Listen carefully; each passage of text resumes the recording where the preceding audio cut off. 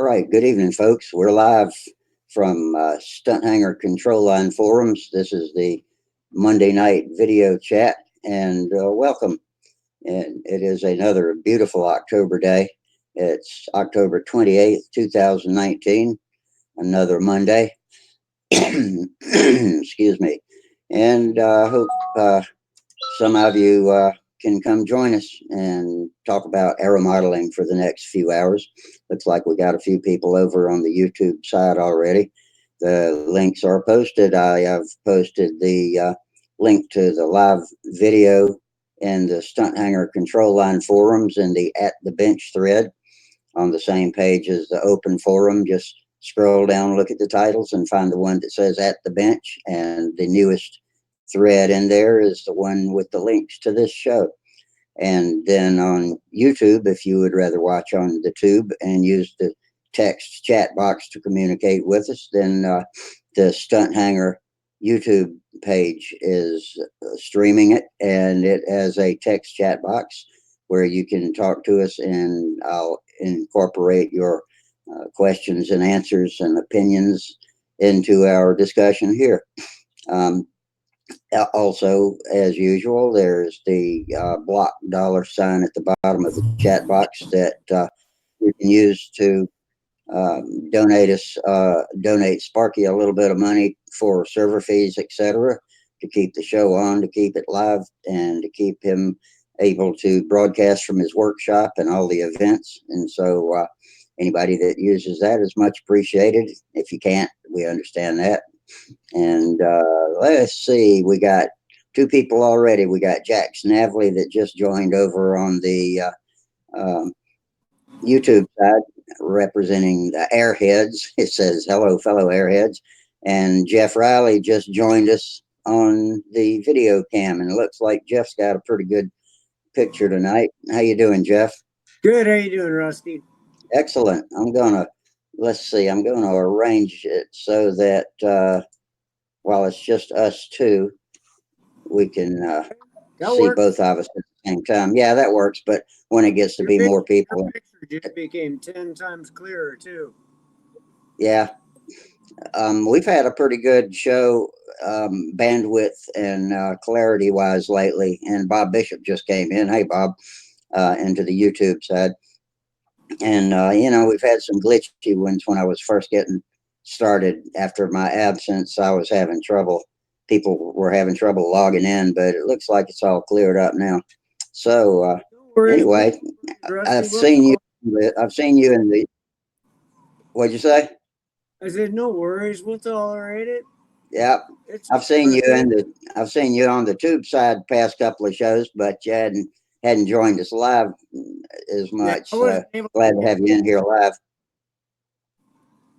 Yeah, we got Tom Rammel just joined us over on YouTube. Hey, Tom, how do I join the video? Okay, Tom, if you want to join the video, of course you have to have a microphone and a camera, but if you go to the Stunt Hangar Control Line forums, stunthangar.com, and if you are a member of Stunt Hangar, then go to the main forums page, and yeah, you'll have to sign up to join Stunt Hangar, and it probably won't happen tonight unless if Sparky comes in, maybe he can expedite it for you.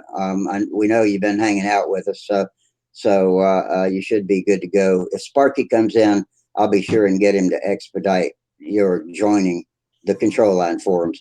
When you join that and you're logged in, you can see the thread that gives the links to join us with your camera and microphone. So hang tight, and we'll see if we can help you out there. But otherwise, go ahead and start the process by registering a new account at Stunt Hangar, and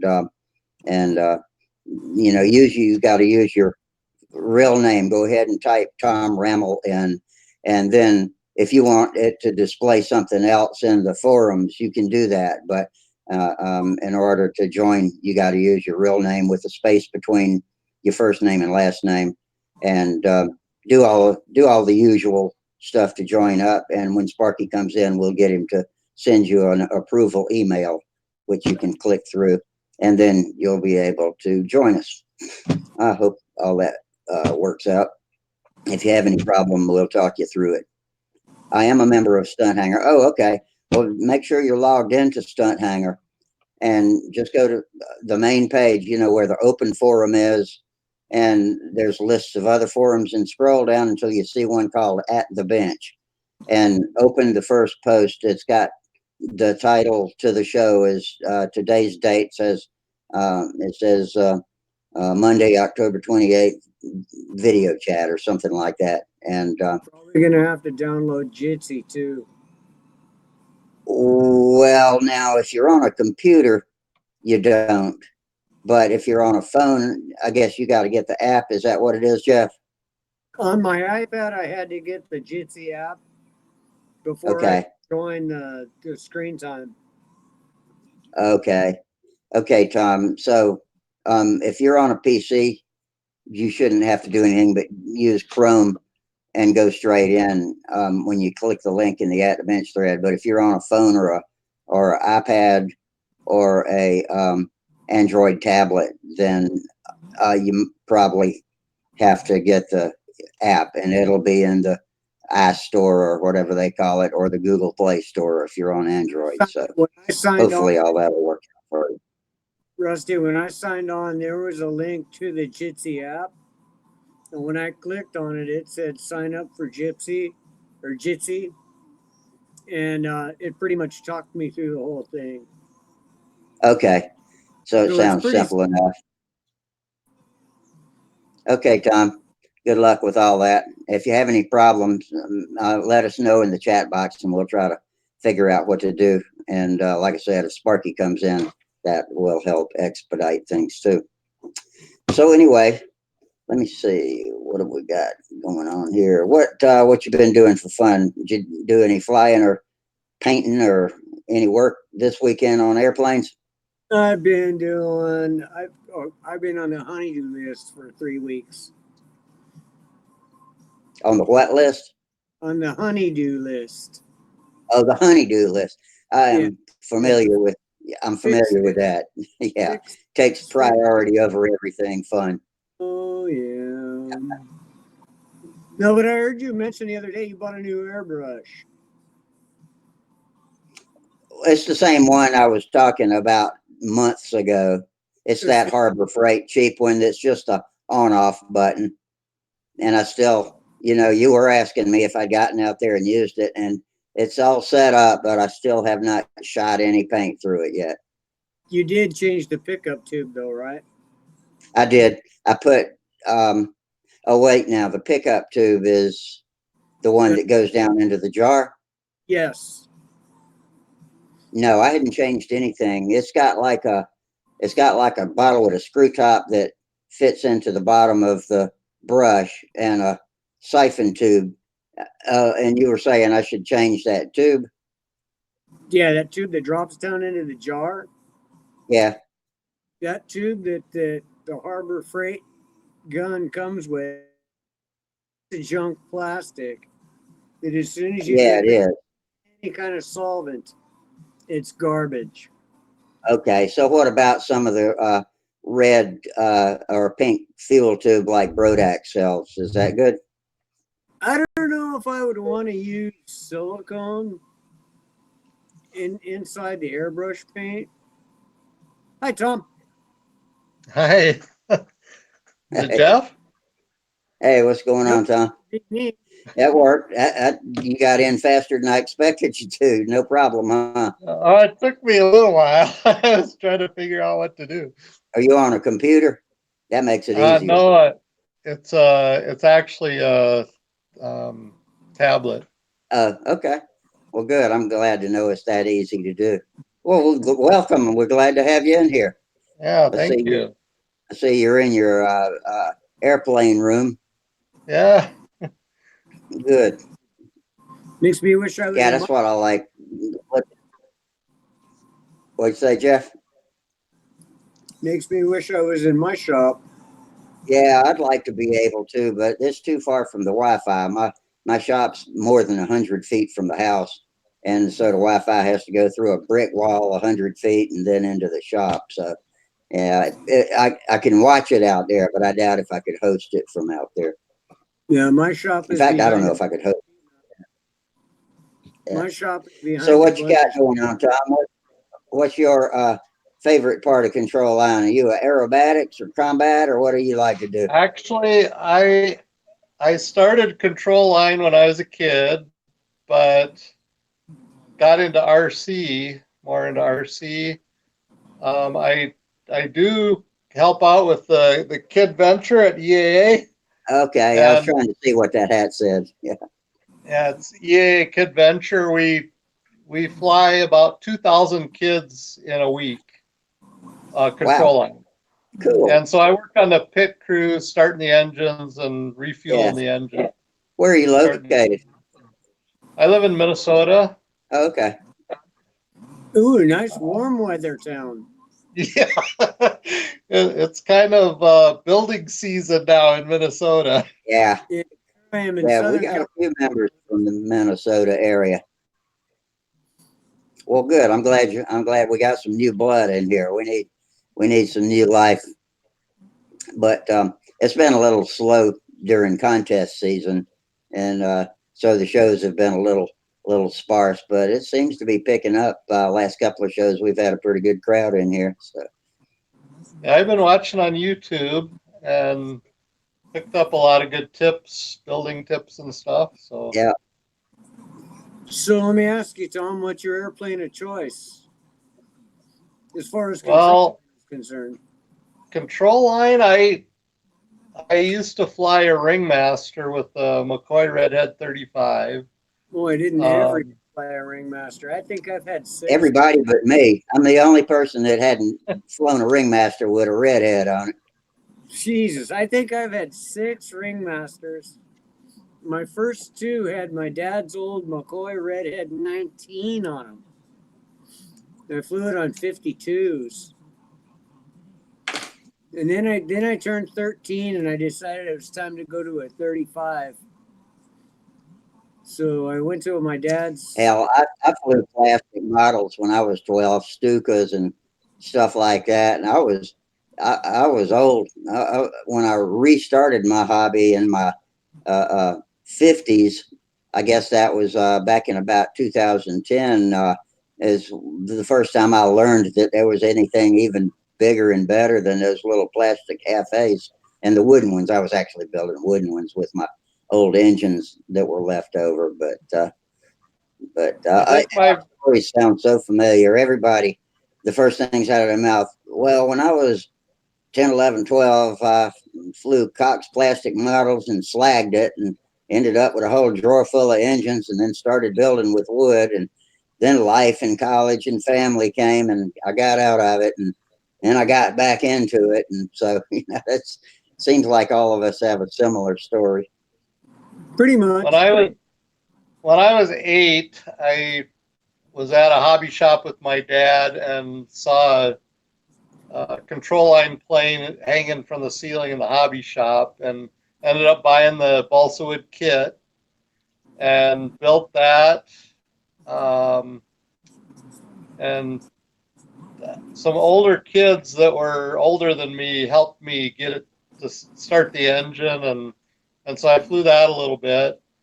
And I think the next plane I bought was a Little Satan Oh, yeah. 049, and that flew really well. I flew that quite a bit when I was a kid, and then I bought the Ringmaster and flew that, and then after that I got into remote control, and so I've kind of been in remote control since then.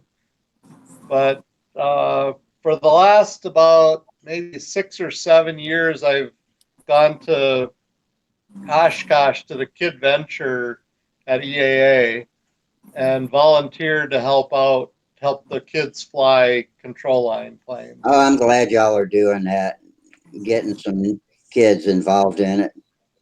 Hey, Tom, is that Kid Venture? Is that nationwide?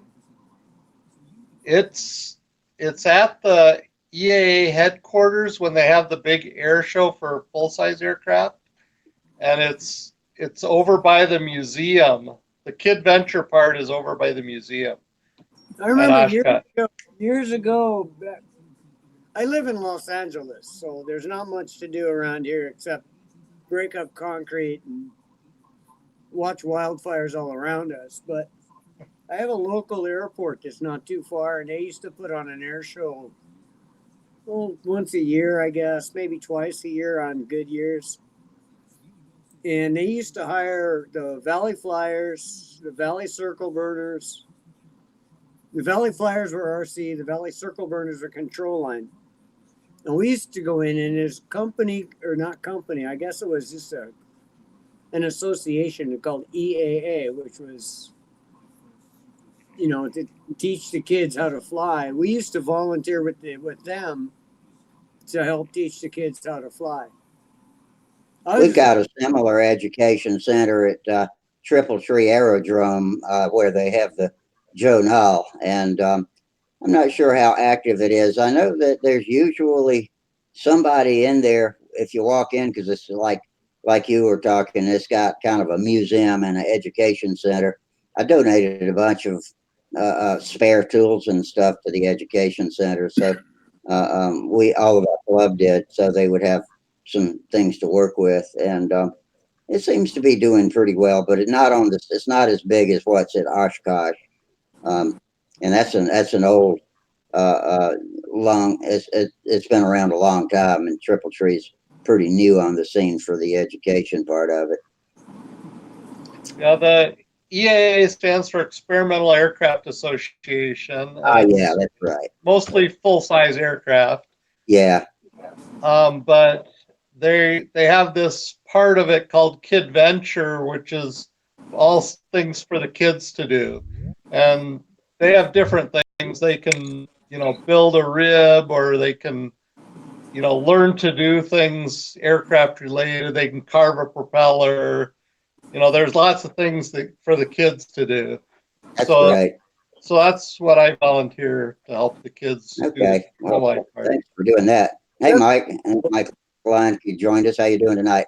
Good, man. I heard Jeff was saying EAA out there in California. It's the same organization that does Kid Venture at Oshkosh. It's the Experimental Aircraft Association has a big part to do with that Kid Venture, and I believe isn't that Jeff Traxler that's really involved in that out there? I remember. I'm talking to the new member here. I'm sorry. Yeah, I'm Tom. I don't know if I've heard of Ken. No, Jeff Traxler. Oh, Jeff Traxler? I don't recall that name. Dan McEntee? Dan? Yeah, Dan's from the St. Louis group, I believe. Yeah, he's big with the Kid Venture thing. Yeah, he volunteers there also. Yep. Yeah, I thought so. Yeah, I know Dan. I thought Traxler did too, but I know Dan. He may. Maybe he's there at a different time than I am or something. I don't know. Yep. Okay. So what'd you do this weekend, Mike? Took my daughter shooting, and she informed me that her single shot bolt action rifle was boring because it took her too long. She's been shooting it for like 2 years. So I run her down to Academy and picked her up a 10-shot Rossi RS-22 rifle, semi-auto. So that's what we did. She looked at me at the range and she's like, "Daddy, I want a gun like that kid has." And the kid next to us had a 10-22, and he was shooting 10 rounds at a time. And I was like, "All right, you're ready for a semi-auto." Yeah. So we went down and did that. And then yesterday was just picking up firewood. Took the trailer out and got my firewood for the winter. That's about it. I did get, I am working in the shop. I got some stuff here getting ready to go. I'll give you a quick little deal here. So we pulled click on you so everybody can see. We pulled out some kits. Sam bought this at Brodax 2 years ago, the Brodax Galaxy. So we got that out on. Yeah, it's kind of ringmaster-ish. It's a little bit better than a ringmaster. Yeah, it's got some style to it. That's better Yeah. looking plane than a Ringmaster. We haven't got any further than punching everything out and getting the wing plan laid down. But it did inspire me to, I pulled 2 more kits down. We're going to do a Skyray 35 for Sam, just because I got 3 of them in here. And then my big thing, I'm going to build this Fancherized twister. This is a Umlin laser cut Fancherized twister. Yeah, that's such a great kit. That'll be for me for profile next year. And I Yeah. did finish. I did finish assembling both of the Brian Gardner LA 46s. I got them all together. I need another PA needle from Randy. I got to get another Ferrari needle, but I got these. Yeah, all those together. are the ones you bought from RC Japan, right? Right, all the case and all the other parts, but the internals are the Brian Gardner piston liner, connecting rod, and head. You can tell that head is different than a stock LA 46. Yeah, I see it is. Yeah, these are supposed to be real badass stunt engines, so I'm looking forward. I was having trouble getting them together the other night. No matter what I did, I could not get the connecting rod onto the crank pin, no matter where I oriented it or what I did. So I gave Al Ferraro a shout. I sent him a text, and he told me to run some 600 over the crank pin, just the end of it, because sometimes there's a little burr on there. And that's what I did. I just lightly ran some 600 on the crank pin, and boy, the connecting rods just slipped right on. So shout out to Al for the advice there. Got that done. And the other thing I'm working on tonight while we're chatting, there's Sam's rugged stunt trainer that he augured in on the L pad at the Nats. That's one of Phil Cartier's kits. Look at that. He busted the cylinder head right off. Man, he did. Yeah, man. I've shown that before. But the nice thing about Phil's stuff, these take the same foam wing cores that we build combat planes out of. Of course, I've got 20 sets of these cores, so I just joined these cores together about 15 minutes ago, and I'll be putting the spars and the leading edge balsa in while we're chatting tonight. And then the nice thing about Phil stuff is you can just hog all that right out and then slip a brand new wing core right into the airplane, because the fuse didn't really get any damage. The fuse is all still in one piece. So I had an extra set of wing cores here, and we're going to repair this plane and have it going for next year. Cool. So that's what I'm doing. I like those carbon fiber landing gear. Those are great, man. Hobby King, man. Hobby King, like $12 a pair. Yeah, they're awesome. And they come in 2 sizes. This is the smaller size. And then there's actually I think I got a pair. Yeah, I got a pair on this one. These are the bigger ones. And these are like $14 a pair. So these are good for like 40 size models, 40, 46 profiles. Yeah, 6 inches probably. For like 25 to 35 size models. Hey, Charles. Hey, Charles. There. Hey, how's it going? Pretty good. We're just watching Mike show us what he's working on. Hey, Mike, what do you use for axles in those landing gear? I buy the Great Plains axles. You know, you can get them from Tower, from the hobby shop.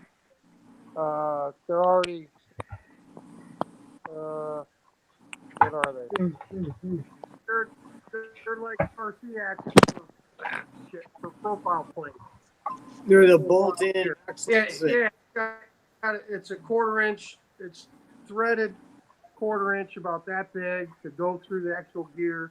And then it's got a spindle on it. I think they come like 2 inches or something like that. It's a 5/16 axle. Yeah, I've got some of those. You just cut them off with a Dremel. I don't have any new in package, otherwise I'd show you. But I can probably, here, I'll hold this up so you can get a better view. Oh, yeah, I've seen those before. And then they just bolt on the back. They're really nice. They're yeah, they work good. I got those on my shoestring and a couple of other planes. they're kind of pricey. I think because they're like $7 a pair, man, which I think is a lot for what you're getting, you know. But it's definitely better than just running a 440 bolt through there and locking it down on both. Yeah. sides.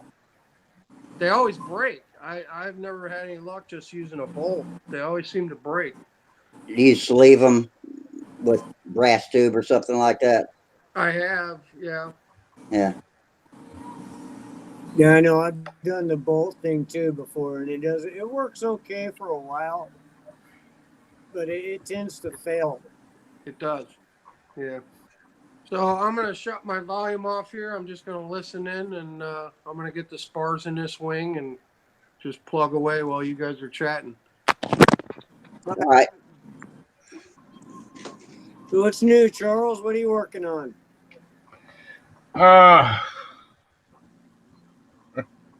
Well, a lot of other stuff other than planes, unfortunately. But I'll get back on the planes. You still shortly. working on the family cars? No, I got some. I was actually burning it's a DVD. I was trying to burn this DVD today, but it just wouldn't burn. I just had the most difficult time.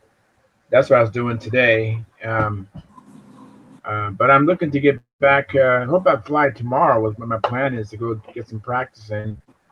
Haven't flown in a while, so I'm looking forward to put some. So, what's your flagship plane right now? Is it still a Strega? Yeah, it's still the Strig. That's my best flying plane right now. Now I do have another plane that does show some potential. It's an Impact. I didn't build it; it was given to me. It's a Paul Walker Impact, and I've been thinking about getting that in the air, but I got to really get focused and continue building my Strega. I'd be a little afraid of a plane called an Impact. Yeah, well, the idea is that this plane was to make impact on stunt. Yeah, I get it. Yeah, I get it. So, Yeah. when Yeah, I think impact and control line, I have different picture that comes into my mind, but that's just me. yeah, it's a Paul Walker design. It wouldn't be impact for no, not with me. It wouldn't be impact for control line. It would be impact for asphalt. Yeah. The Impact's a good flying plane. I really I'm a little bit apprehensive to get it in the air because then I'll start fooling around with it, and I really need to just minimize all my fooling around and build this new plane. That's really it is just so apparent that I need to build a plane. You know. I still got that Strega you can have. I mean, I told you I'd trade you cheap. Yeah, I got the motor, and I was hoping to come up there on our way up to Vegas, and that went sideways. So maybe next.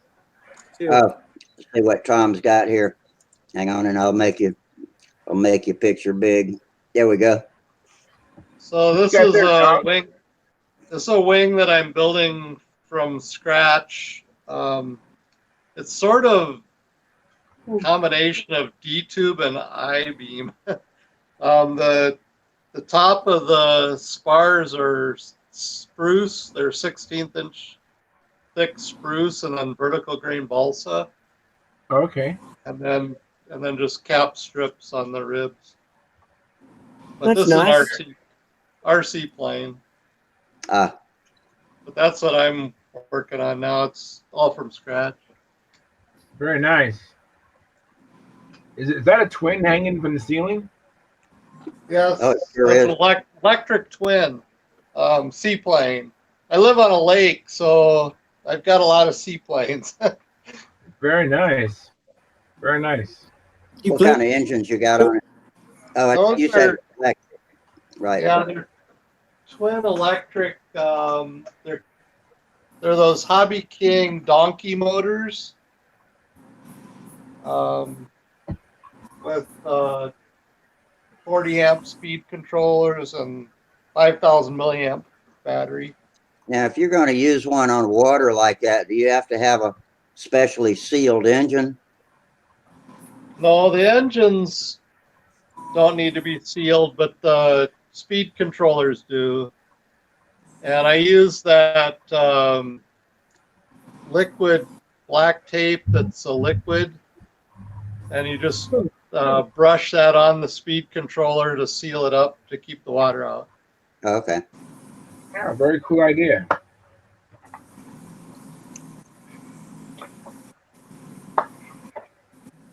I was watching Airplane Repo on TV, and they had to repossess a seaplane on the episode I watched today, and they had an engine problem. They had a clogged oil line, and the engine started blowing smoke. So they landed on a lake amongst jet skiers and boats, and then the plane had a hole in the hull and started sinking.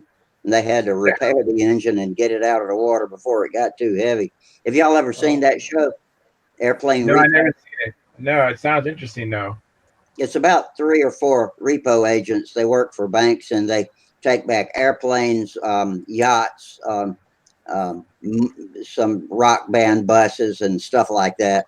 And it's fun. It's a fun show to watch. They get into all kinds of trouble. I mean, they're legal, but they have to do a lot of sneaking around and confronting the uh, debtors that haven't been paying their bills, and so it gets pretty hairy.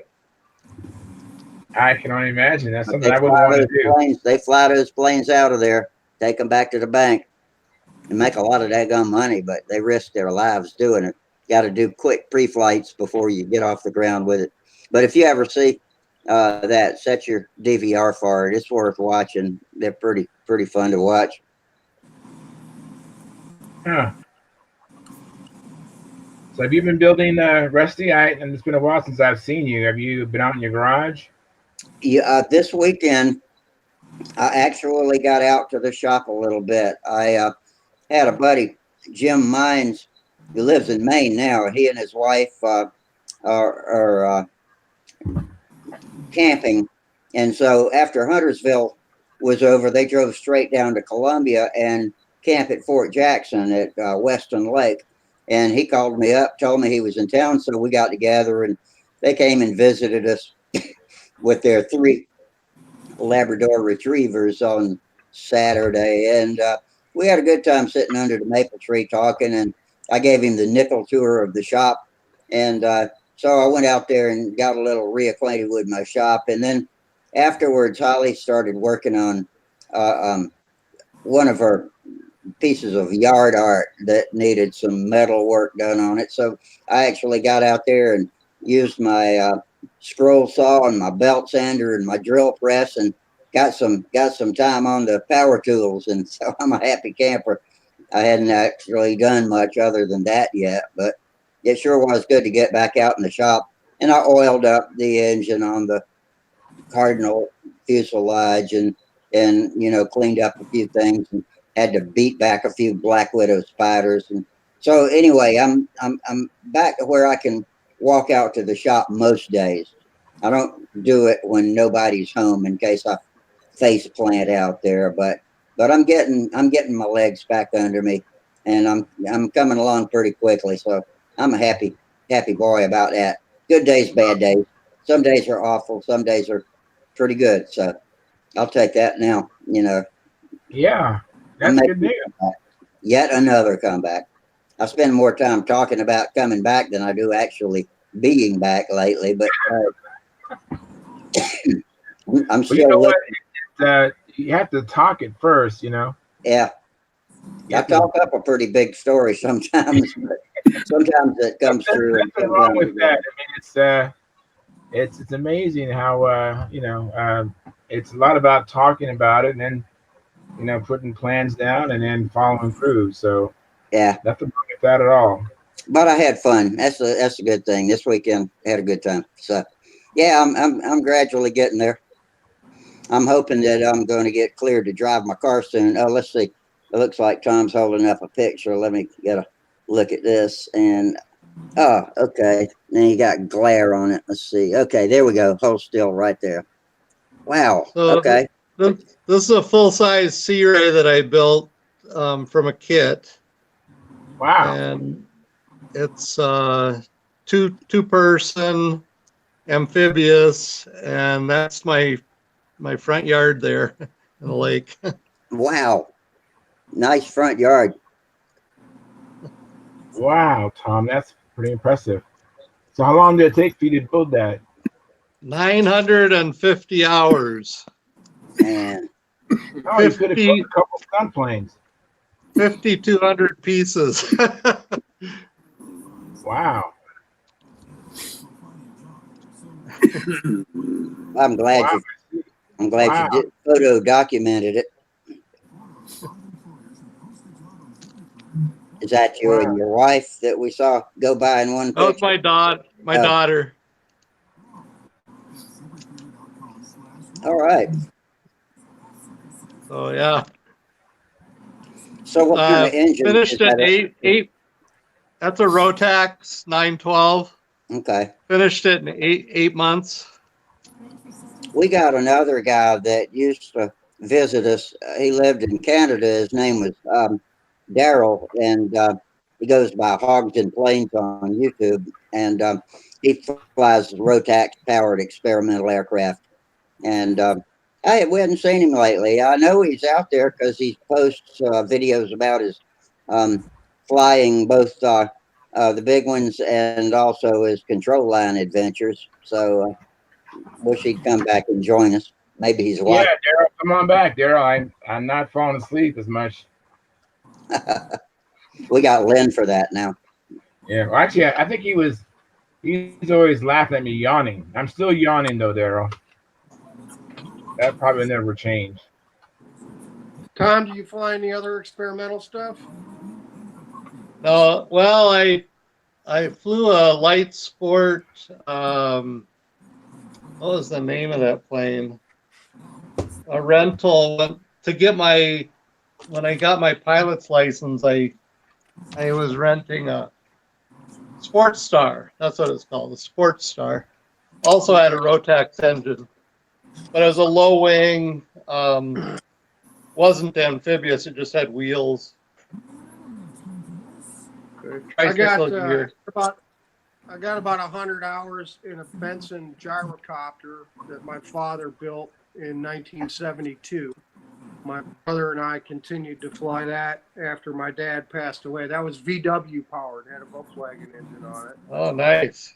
And then for the last 9 years, I've been flying powered paragliders, PPGs. Okay. Is that gyrocopter the one you towed behind the car? We did. Yeah, that's how my brother and I first learned to fly it. We towed it as a glider, as a kite, I guess you would say, out there in California at El Mirage. We had. I remember you telling that story. I was hysterical. I used to ride dirt bikes out there. Yeah, 1,000 feet of cable we used to just tow and release until we ended up putting a motor on it. So it was a lot of fun. That's I'd awesome. I'd like to get another gyrocopter someday. I've got these guys know, Tom, because we've talked about it already. I had an engine out on my PPG earlier last year. A little piece of metal came off the skirt on the jug and went down between the counterbalance and the case, and it just seized everything up dead nuts. So I've got a very sad motor right now. It's all apart in pieces, and I'm trying to hunt down parts for it. Hey, Mike, It's an I Italian. can talk to the guys down here at Hawthorne Airport. There's probably 5 gyrocopters down there with for sale signs on them. Oh, I don't really need one. That's just a pipe dream to fly those again. I need to get my PPG back up and running, and it's not looking good because the U.S. importer of the motor stopped importing the motor about 6 months ago. So I'm going to have to deal with Simonini, Italy, right from them. I may end up just getting a different type of motor to mount to my cage and my frame, which is probably what's going to end up happening. So Yeah. Okay. Well, let me know if you want to gyro because there's a bunch of them down here. 4 out of 5 of them say willing to ship. Well, I'll tell you, if I was going to do another one, I'd build another Benson B8 just like my old man did in our basement in Detroit. I'd build one like he did, you know. So I have no idea what these are. He didn't even, my old man didn't even get a kit, man. He just bought, because you could buy them a couple of different ways in the late 60s and early 70s. You could buy pre-drilled parts from Igor Benson, from Benson Gyrocopter, pre-drilled, and then you just basically bolt everything together. Or you could buy just the stock pieces with templates to drill your own holes. And it was a lot cheaper to do it that way. So my dad, over 3 years, drilled that thing out on a Montgomery Ward drill press in our basement in Detroit. And he basically, you know, there wasn't really a lot of fabricating. It was just drilling all the plates and the axles and the rotor head and the mast, you know, all the parts. He had, you know, drill your own holes kind of deal. But that's what he did. That's what my old man did. He spent 3 years in the basement putting this thing together. So I think I would do it the same way. You know, although I don't even know if you can get a Benson kit anymore. I'm sure you could buy raw materials and do everything yourself. But I've not kept up with gyrocopters and what's going on in that realm. I know Ken Brock was making one in the 80s and 90s, and then Dick DeGraw, they were building something called a Rhino that you could get. There was the Air Command. There's a few companies out there, and the last time I looked, I think there's even the biggest seller and like gyrocopter school is somewhere in Texas. They'll sell you a machine and then get you trained up and all that stuff. So they're around. I haven't seen any in Tennessee anywhere, but I know there's still plenty of guys flying them. I don't know. I think it'd be kind of ballsy to go down to Home Depot and buy a bunch of pipe and weld it together and just go for it. Well, it's a little different than that, but I mean, yeah, it's some of these ultralights and these, you know, sport planes are they're pretty scary looking, man, when you think about it. You know. Yeah, My brother it's built one thing to go down to Hobby Lobby and buy a bunch of balsa wood. Tom, are you familiar with the Dragonfly composite? I've heard of it, but I'm not really that familiar with it. Okay, my brother built the Dragonfly in the 90s. He completed it, flew it out in California for 4 or 5 years, I guess, and then he got transferred to the East Coast, so he sold the airplane. But he had about 1,800 hours in that thing. Yeah. You know, fiberglass composite airplane. Yeah, some of these planes take a long time to build. I've got a guy in our EAA club that he's been working on it for 12 years and it's still not done. I know a guy that bought a Scorpion helicopter in 1982 and he's still not done with it, man. You remember the Scorpion? Yeah? Yeah, that was like one of the first home-built helis. And he's still plugging away on it. He says he's still going to get it going, you know. He says he does a little work on it every once in a while, but I'm sure, man, that's, you know, 82 to now. Christ, man, that thing's, you know, almost 40 years old, man. Wow. I don't know if I'd trust it, you know. Yeah, that's one thing about full size. You're actually in the plane, so you got to worry about dying. Yeah, there is that. No shit. Yeah. Well, that's why I fly the PPGs, man, because they're pretty bulletproof. I mean, you got a parachute, and ins and outs aren't a big deal as long as you got a safe place to land, you know. So, I was pretty fortunate. I was like a half mile off the airport. I was at 600 feet, but I was right over a freshly planted soybean field, and the guy had a road cut in it. I just landed on his little access road that he had right in the middle of the bean field. So that's, always make sure you got an out and you're not flying low over trees and shit where you can't land. You always got to make sure you got an out with that stuff. Because I tell you what, I've been flying that motor for 8 years and never once has it let me down or even made me nervous in any way. I trusted that thing 100%. And when it went, boy, it was like that, man. Things happen fast. They do. My best local flying buddy, Wayne Robinson, who I fly control line with, he taught me how to fly stunt and all that.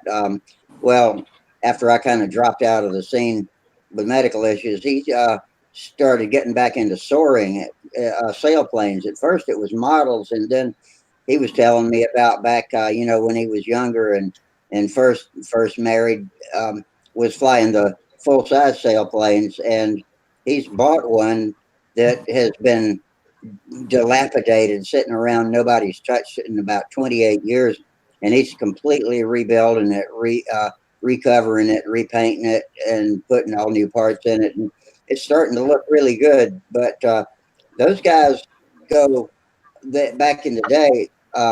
They would leave the home base and go fly up to the Appalachian Ridge and fly all the way, riding the currents all the way up to Virginia and turn around and sail back home. And man, that's pretty freaking amazing. But that they've had some pretty good adventurous stories about soaring, and he's always sending me videos, and right now he's been sending me build thread updates. So The guys where I fly at Eagleville Airport, there's a glider port there as well.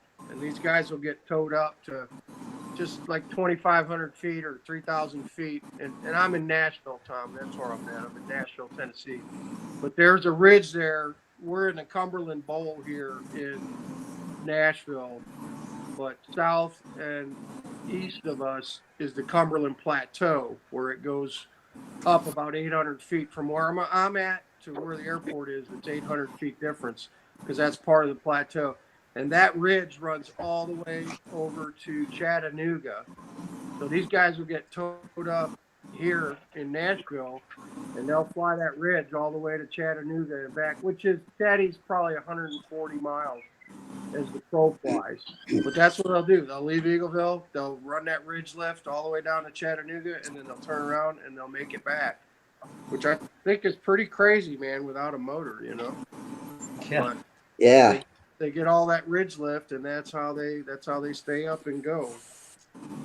on a bad day, they really have to learn how to watch out and figure out where thermals are going to be, and even as so far as to look for a farmer burning rubbish, and fly over that, you can get some huge lift, and so it's pretty interesting sport. I have a remote control glider, and I've got the Tranus radio, and that has telemetry, so you can get information back. And I have a switch I can just flip on, and it'll report the altitude every few seconds, or you can shut it off if you get too annoyed with it. Yeah, Wayne's that radio is always talking to him when he's out flying. He uses an electric motor to get it up there, and then shuts the motor off, and he stays up a long, long time. He goes from thermal to thermal. He's taught me a lot about thermals and watching the clouds, and it's helped with my control line fly and understanding what's happening when a thermal blows through, and not to panic. It's going to go away. Sometimes it'll come back. Yeah, I think there are lots of people out there that maybe either flew control line at one time, or they're interested in aviation, or they move to radio control or some other part of the hobby. But I think you'd be surprised at how many people are out there doing airplane stuff. Mm-hmm. Yeah, I was always fascinated with airplanes. Even as a child, I look back and see pictures of me with toy airplanes, carrying them around. And at Christmas, my dad sometimes would give me those things with the red tube with the batteries in it, with the uh, tube with the steel cable and the little plane that would go right around your head. And it's always something. I always had some kind of airplane toy. Sure. But when I first saw that P-51 Mustang in Western Auto and it said real gas engine on the box, that's what hooked me. Anything that had a real gas engine was something I had to have. So at 12 years old, I bought my first control line plane. Oh yeah, absolutely. Real gas motor. No kidding. So, Charles, you got that new airplane all done?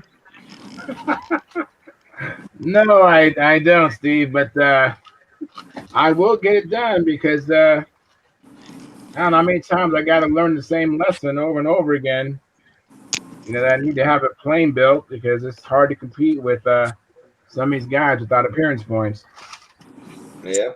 I hear you. Hey, Charles, I'll pull the motor out of that Strega and I'll weigh it for you. And I'll text you the weight of it. All right. But it's not finished. It's not painted at all. It's just got there. It's got I enough understand. dope. It's got enough dope on it to put the silk span on it. All right, that sounds interesting. I'm curious to hear how much it weighs. Yeah, I'll tell you one thing. My circle was so heavy at the Golden State Stunt Championship that Pit Boss couldn't really give me an adequate pull test. Well, what is the pull test? What is the pull test? Is it the weight of the plane, or how do they figure? It's a factor. It's a factor. I forgot what the multiplier is. I never have actually figured it out. I know the AMA booklet tells you the factor. I think I don't want to guess, but it's a multiplier of how much it weighs. So, anyways, my Strega weighed 80 ounces at the contest. 80. Oh, Jesus! So what'd you have to do? What'd you have to do? Get a small child to stand on the pull tester deal to get it up hard enough to over? He had to fly it. Well, I tell you, and the Pit Boss was a rookie. We these contests sometimes you got to just take volunteers. So it was his first time doing it, which that's pretty scary. Because it's the kind of where he holds an apparatus and then he's just telling you he's pointing at you to keep going, and I'm pulling and pulling, going more. And you're like, and yeah, it was kind of scary. Well, that was like 2 years ago. They rounded me up at the Nats to pull test for Classic or whatever. Okay. And I'm like, I never did this before. Well, let us show you how this works. Okay. At least you have a machine where that pull tester at the Nats is pretty sophisticated.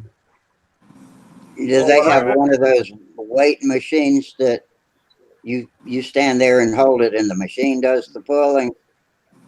No, you pull against the machine. You set the weight on it, and then it tells you like 41 or 43 or whatever, and you set it, and then they pull against the machine. 40. Okay, yeah, that's how I like to do it. Yeah, the pilot should do the pulling. Yeah. Yeah. But what I found out was once I got everybody weighed, then as they were coming back off, I'd weigh them again or do the pull test again. I don't know what happened here. I don't know either. Oh, there it went. But yeah, as soon as they're done, I'd pull test them again, and they, get back in their spot. So, hell, I had all the pull testing done by the time the first round was done. 40 pounds.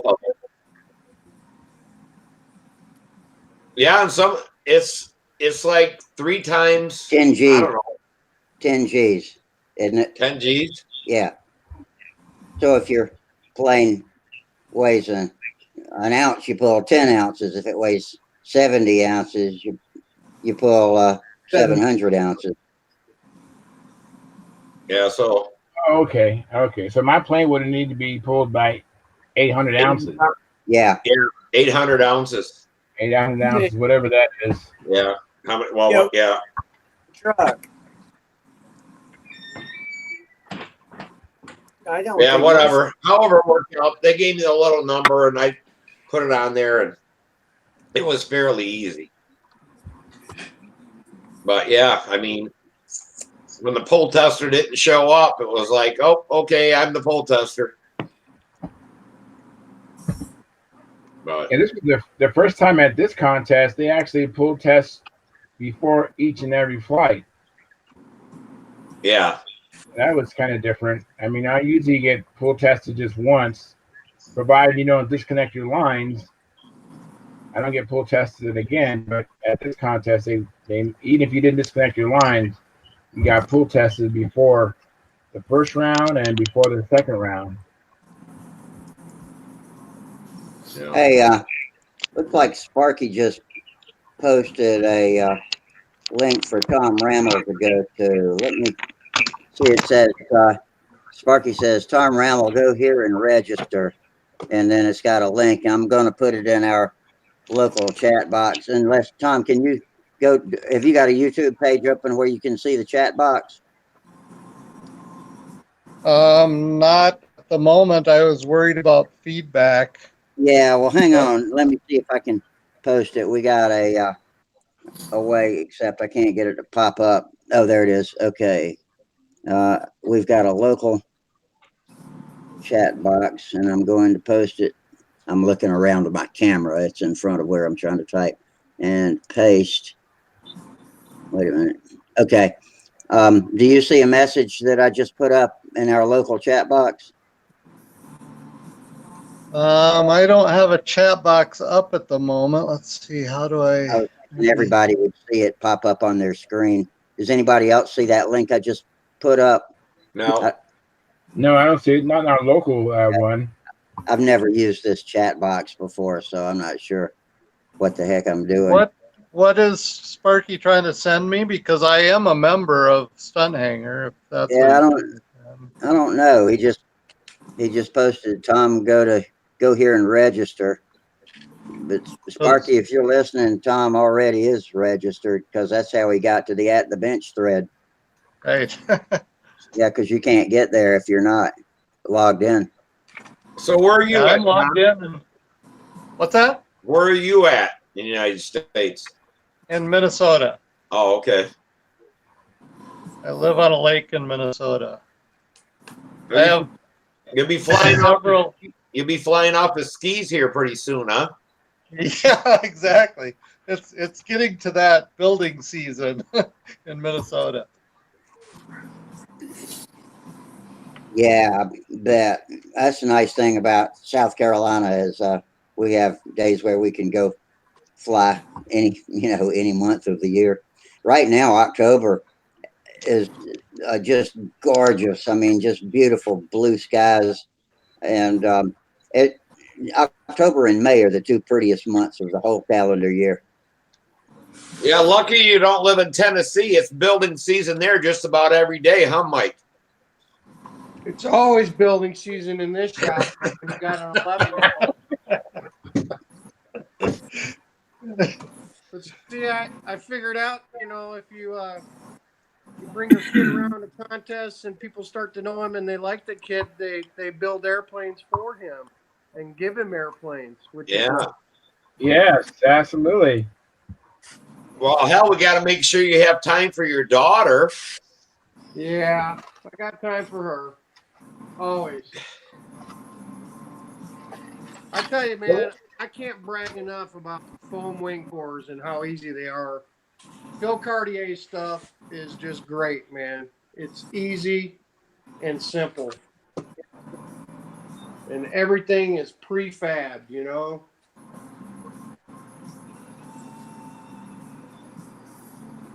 Now, do you glue your spruce spars in with just white glue, or do you use Elmer's. Elmer? Yeah, white glue. Elmer's. Do you wet the other side of it so it? Do you take and wipe the other side so it doesn't warp it or pull? Well, it's got spars on both sides. So I join the wing halves together with 5 minute because that's all you need.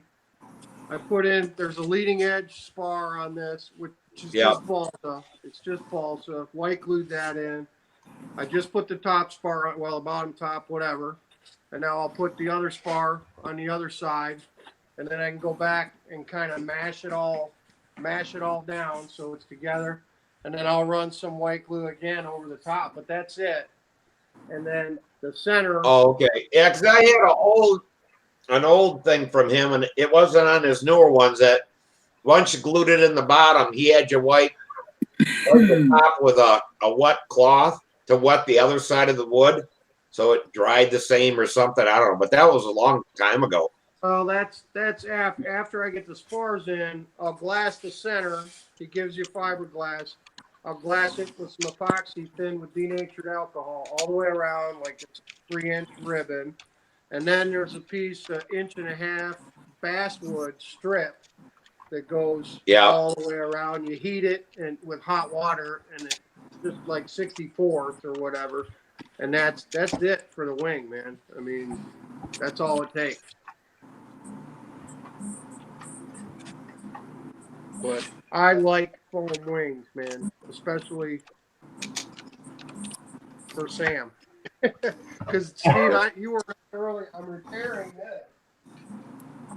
Were you at the Nats when Sam augered this thing in? You saw that. Is that the one? He busted the cylinder head right off the motor. Yeah, I was. So that's the nice thing about the fuselage is fine. There's nothing broke on the fuse. So with Phil's, I can just cut all this out, cut all this foam out, and the wing saddle that's in there. You can see that's the basswood wing saddle I was talking about, the little part sticking out.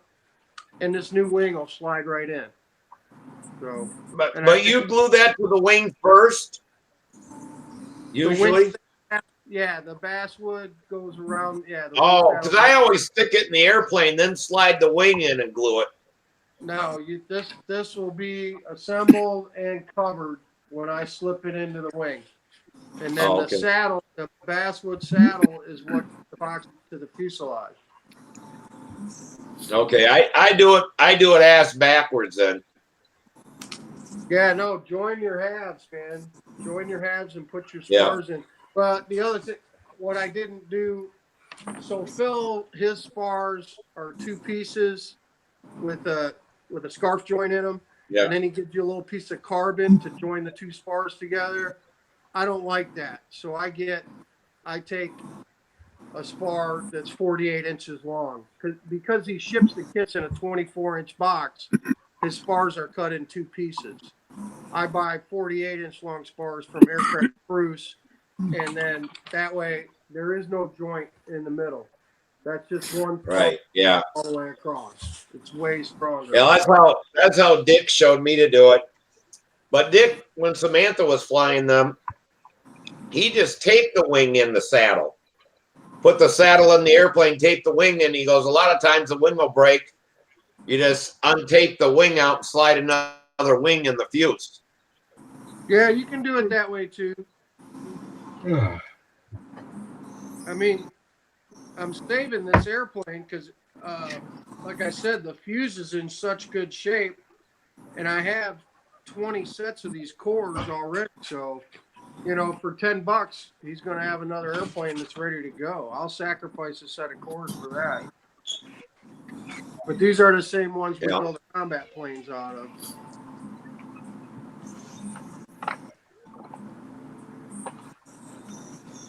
Hey, Emma. Yeah, it's kind of like the rugged stunt trainer and stuff like that too. I mean, that's what this is, a rugged stunt trainer. Oh, is it? That's exactly what it is. What?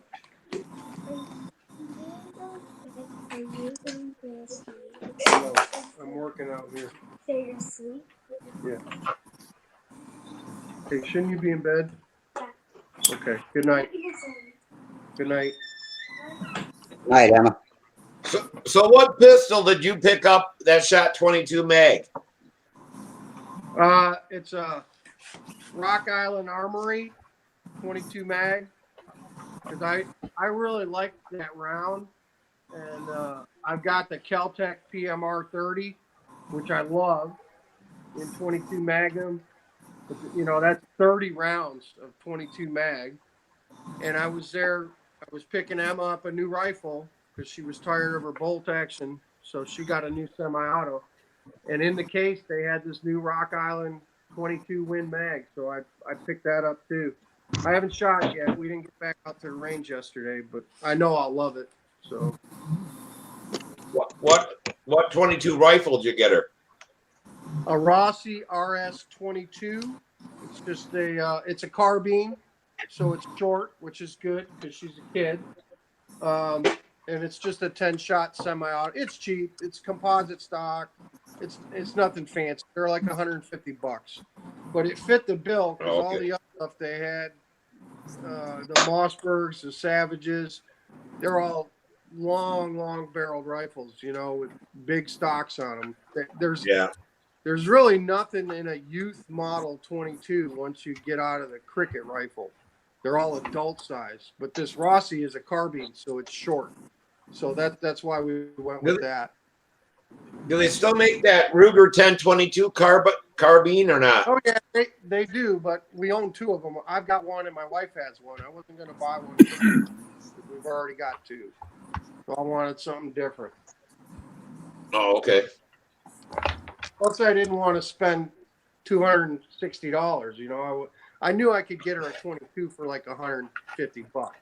The Ruger, the 1022s are over $250 now, depending on which one you get. Holy cow! Yeah. Yeah, my brother got his Ruger 1022 at Kmart. I'd say he must have been 16, 17 or whatever. And his birthdays is on George Washington's birthday, so they always have a George Washington birthday sale. Or they used to.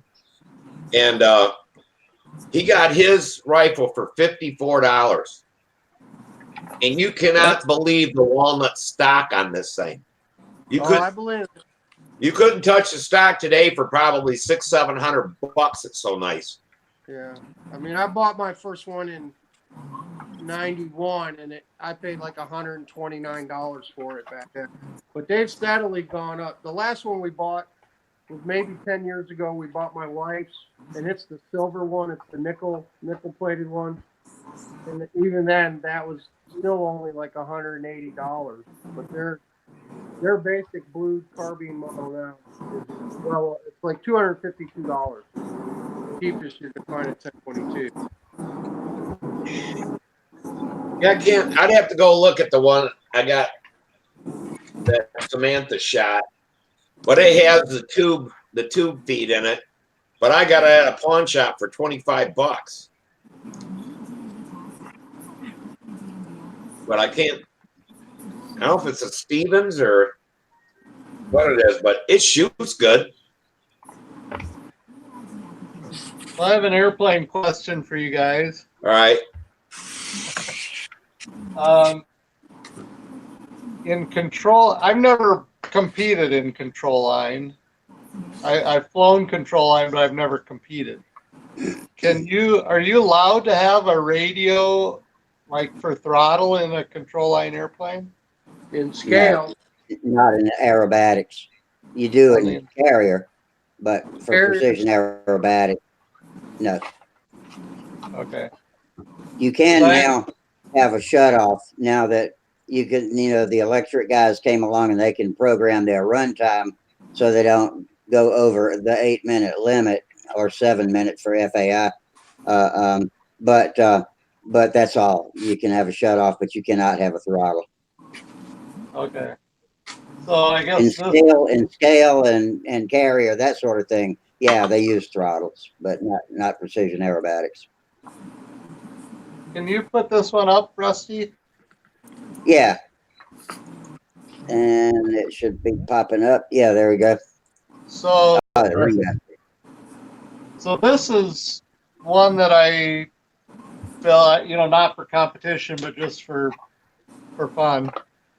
And the battery goes in the wing, so I don't need a weight, a tip weight, Right. and then there's our radio receiver for the throttle. This is electric, has an electric motor, Yeah. and then I modified a transmitter for my control line cool. handle, and I've got the throttle and the That's good Yeah, for right. training people too. You know, where you can let them hold a handle, and you can stand out beside them and use the throttle to rescue them if you have to. That's what Will Davis does when he's training the kids. Yeah, that's what I did here. There's my little receiver stuck on the wing, and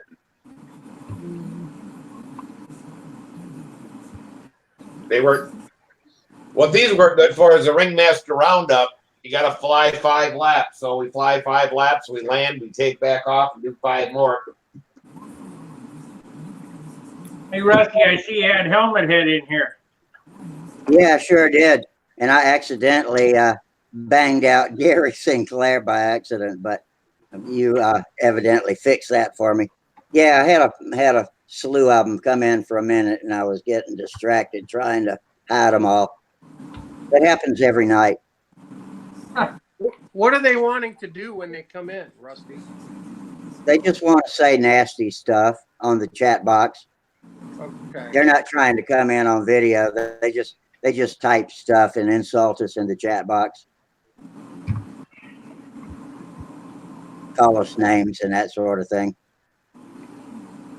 Send them to Nashville. I'll straighten them out. Yeah. I wish I could beam them over there right into your shop where you could work on them. So you Yeah. doing, Sparky? How's that ringmaster coming? Who you talking to? Sparky. How's that ringmaster It's going? coming. It's coming.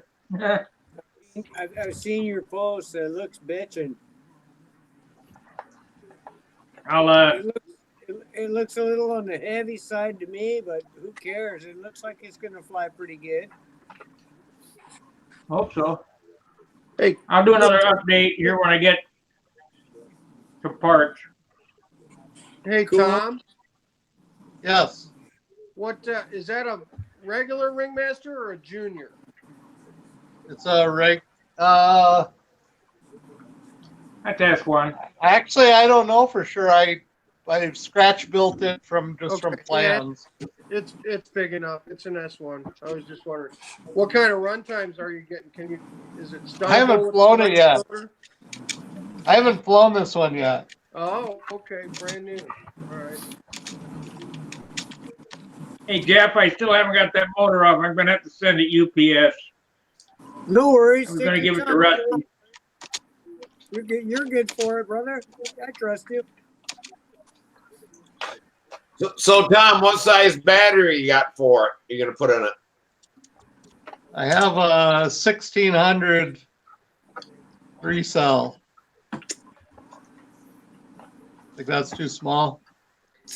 Yeah, we're running a 4-cell 2200, and you can't get the whole pattern in. You can only get a little over 4 minutes.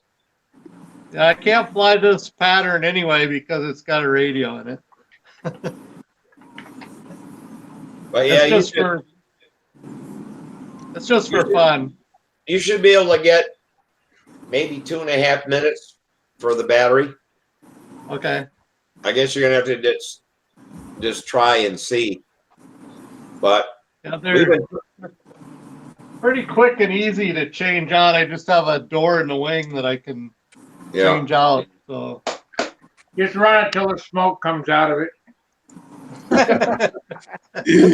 Put a 1.21 gigawatt flux capacitor in it.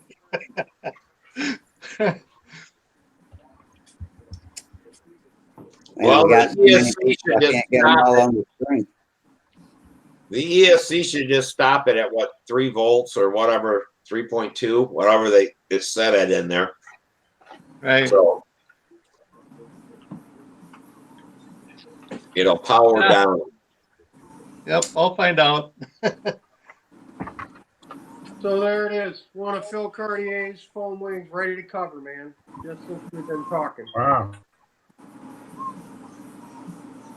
Well, ready for poster paint first. We paint them with poster paint. Foam safe, and it's all water soluble, so it doesn't add a lot of weight. Hey, Gerald just joined us. I hadn't seen Gerald in a long time. Let me see if I can find him. My list is so big I can't see everybody at the same time. Yeah, Yeah. it's been having trouble getting in lately. Yeah, there he is. I don't see his face yet, though. Oh, there Mike, we go. have you Hey, Max and Otto. No, Oh, there they are. Hey, guys. Man, we haven't seen you in a long time. we thought we'd try coming in because we haven't had much luck recently trying to get on. So we thought it seems to be a good connection tonight. Everybody seems to be having a few problems. So we'll try to come on and at least say hello. And Thanks for coming. Yeah, this is the biggest crowd we've had since we've been on Jitsi. So you guys are coming into prime flying season here pretty quick, aren't you? Yeah. There's a lot of, there was a contest just on email. Yeah, we've had a few contests and more coming up, and the weather's been a lot better. It's sort of stabilised now that we're getting through the end of spring. But yeah, the boys were flying well on the weekend, and we had your auntie over yesterday, and she was working on her junior ringmaster. So old Auntie Irma was building her own model. So we'll have two ladies flying in our club soon. Good deal. Yep, the water in there till it goes counterclockwise, so it's summertime down there. Well, it does that in the wintertime, too, I think. Nope. Which way the water in your trailer go, Gerald?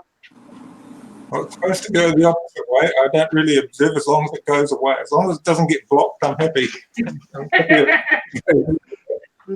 I So what I want to know is that under vibration, do bolts tighten down there instead of loosen like they do up here? Unfortunately, no. I don't think so. They loosen just as well down here.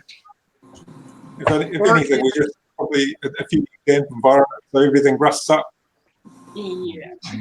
Sparky, I tested that theory on the toilet flush when I crossed the equator when I was in the Navy, but that was 40 years ago, and I don't really remember. It's called the Coriolis effect, and it's true. Yeah. Yeah, I don't It remember. depends on whether the water. But it was so long ago, I can't remember. But I did see the Southern Cross. We crossed the equator far enough that I saw a whole different set of constellations down there that we don't get to see in the northern hemisphere. So that was Yeah, cool. my dad Seeing the talked Southern about Cross. that. It's kind of like it's their Big Dipper. The Southern Cross is their Big Dipper.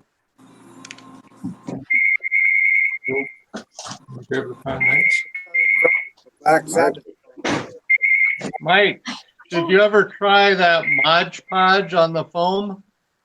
That hard coat? Mod Podge hard coat? No, I have not. You might want to experiment first and weigh it. It might be too heavy. I don't know. But I use it on foam for foam floats, this stuff. Mod Podge. Oh yeah, that's a crafting thing, isn't it? Yeah. But this is the hard coat. It kind of creates a hard coat surface on the foam. Okay. But it won't eat the foam. It won't eat the foam. Yeah, I can buy that at Michael's or Hobby Lobby. I've seen it. Yeah, it's a crafting supply. But I would try it on a little piece and weigh it and see if it seems too heavy. I don't know about the weight. Yeah, I think it would probably be too heavy. Otherwise, somebody in the combat world would have discovered it years ago for foam wings. We'd all be using it. You know, I mean, we just typically we just use fast cal on the wing, 1 mil laminating film on the wing, and don't even paint them. But on some of the foam wing stunt models, we use poster paint on them just to give them a little color without sacrificing too much weight. Okay. I'm going to change something about the way the screen looks. I'm having trouble selecting the person who's talking because there's too many to fit on the screen for me. And I'm going to do this. And let's see if we all go big when we talk. Nope. No. That doesn't work. I don't think if there's any other way to arrange the pictures. Yeah, I'll go back. hit that little square box, the 4 squares, and then you can see everybody. Yeah, that's what I did. That's what we got going right now. But that doesn't work too good for people watching a small screen on YouTube. So I'm going to undo it and go back to what we had and just deal with it. If I can get it to go back, I can't get my little icons to pop up now. I was at U of M Medical Center today with my mom. What do you guys think the original tuition was at the U of M Medical School? $50. $10. $10. Well, $10, and then you had to pay another $5 for books and sundries or whatever. Must have been pencil and paper and stuff like that. When was this? $5,000. Yeah. But yeah, I couldn't believe that. We were there, and it showed a guy wrote a check out for his stuff and the bill, and it was $10 tuition. What year was this? How much? What's your life? 18 in your house? 1861. Okay. I imagine that $10 would be a lot now when you take into account inflation. Yeah, they had like, even back then, they had like 20 guys the first year. $10 would be like 10,000. Yeah. But yeah, it would be, that's what I was thinking, be like 10 grand, but that'd be cheap for today. I mean, Samantha's like 16,000 a year for her college. And she ain't going to be a doctor. Yeah, my son, he's still up to his ears in, student loans. I'm paying on one of them, and he's got a whole stack of them. Yeah, it's crazy. And they said they're going up. It's expensive here as well. Any person studying medical school here has to be either prepared to borrow a lot of money or they've got a very wealthy parents. It's so stupid that education system is designed that way. It should be easy for everybody to get a good education. Yeah. I know that colleges have to have money and funding, but I don't know the answer. It's one of those things where I know something's wrong, but I don't have any idea what to suggest to fix it. Well, the last time I was at Aquinas, working on their heating and cooling system there for their new building, it was commons. It was a rock climbing wall, a huge rock climbing wall. Must have went up 4 stories and all this different kind of stuff. And I'm like, well, now we know where all the money's going to. I have an answer for free college. Don't forget about all those safe spaces they have to create for our snowflake kitties. Everybody could have a free college if the business that was looking to hire them paid for it. Businesses are looking for good people, doctors or whatever. Okay, great. Pay for the college and you'll get the pick of the litter, Real simple. Then it's free. Sort of like, Yeah, Samantha just sounds got like an apprentice. a new job at some biotech deal, and they pay $5,300 a year towards college. So Or go in the Navy and get free college. But you get paid to be there. Join the military, free college. Yeah. That's Yeah. what But I you get think. paid to be there. And free food and free clothes. and a hell of a pension. Three hot, 2 cot. we've lost our military apprenticeship like we used to have. It's very hard to actually get a role in the military here in New Zealand now. But that was a way of getting an education in the past, and it worked well for a lot of people. If you want to be in the crafts and you join the Navy, they got the best equipment, the best schools. Great. You can't hardly go wrong. It is a pain in the ass, but Yeah, Samantha looked into it, into ROTC and going to officers training and all that kind of shit. They'd pay for it all, but she got scholarships and all that kind of stuff, so she decided against it. well, guys, I thought I'd just drop in for the to see what's going on. I got to go to bed as always. All right. Well, thanks for dropping in, Sparky. I saw you were having helmet head problems. Hey, Sparky, before you leave, I got a question for you. Okay. Hey, I'm looking at building a junior nobler, but I really don't like the upright motor. According to Brodac, they say it's classic legal. If I recut the fuselage sides and flip it over and put a full cowling on it, is it still classic legal or is it like just done? Yes, it's legal. So all it's got to do is it's just the measurements got to match, right? The numbers have to be the same. The building construction does not have to match. Okay, so I can flip the motor and I don't have to worry about it. Right, but don't turn the fuselage sides upside down. Cut a new fuselage side out, lay it out, and do it right. Okay. VCO 19 works perfect in a junior nobler. I just don't like the way it looks. All right, guys. YouTube Mike says the Navy's got the best food of all the services too. We eat pretty well. See you, Sparky. Yeah, good night, Sparky. Rusty, Right. that depends on how big of a ship you're on. I was on a fast frigate that held 200 sailors, and we were out of fresh eggs in about 5 days. And then we were on powdered eggs after that. The bigger the ship, the better you eat. I can say that.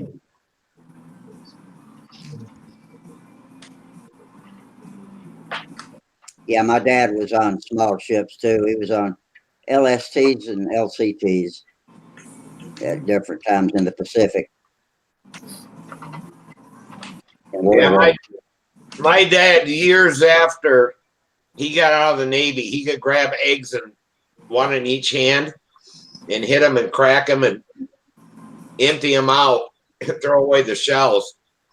But he said that every morning he had to crack 100 dozen eggs for breakfast. I believe it. I'm like, holy shit. He probably peel potatoes pretty fast too, like Beetle Bailey. Yeah. Beetle Bailey. I'm not reading Beetle Belly, it says there. Oh, yeah. I hadn't read. Somebody's reading. Oh yeah, No sad I fact. hadn't read the newspaper comics in a long time. Max enjoys the old sad sack ones. Beetle Bailey. Yeah, my father was in the Navy as well, and he learnt to cook in the Navy. He served on minesweepers, so that was after the war. Good for basic skills, I think. After what, World War II? Something that a lot of yes, he did a stint in the American Army after World War II, and in the Bundeswehr, the German Army, when they started that up again, and in the German Navy. But yeah, he always talks about his military days and saying how valuable it was. Helps you cope with life's adversities later on, I think. But, Jackson yeah, Evans you've got a cousin. He's in the U.S. Navy. He said it was great. That's like the construction brigade, and the Navy's version of the construction engineers, CBs. Yep.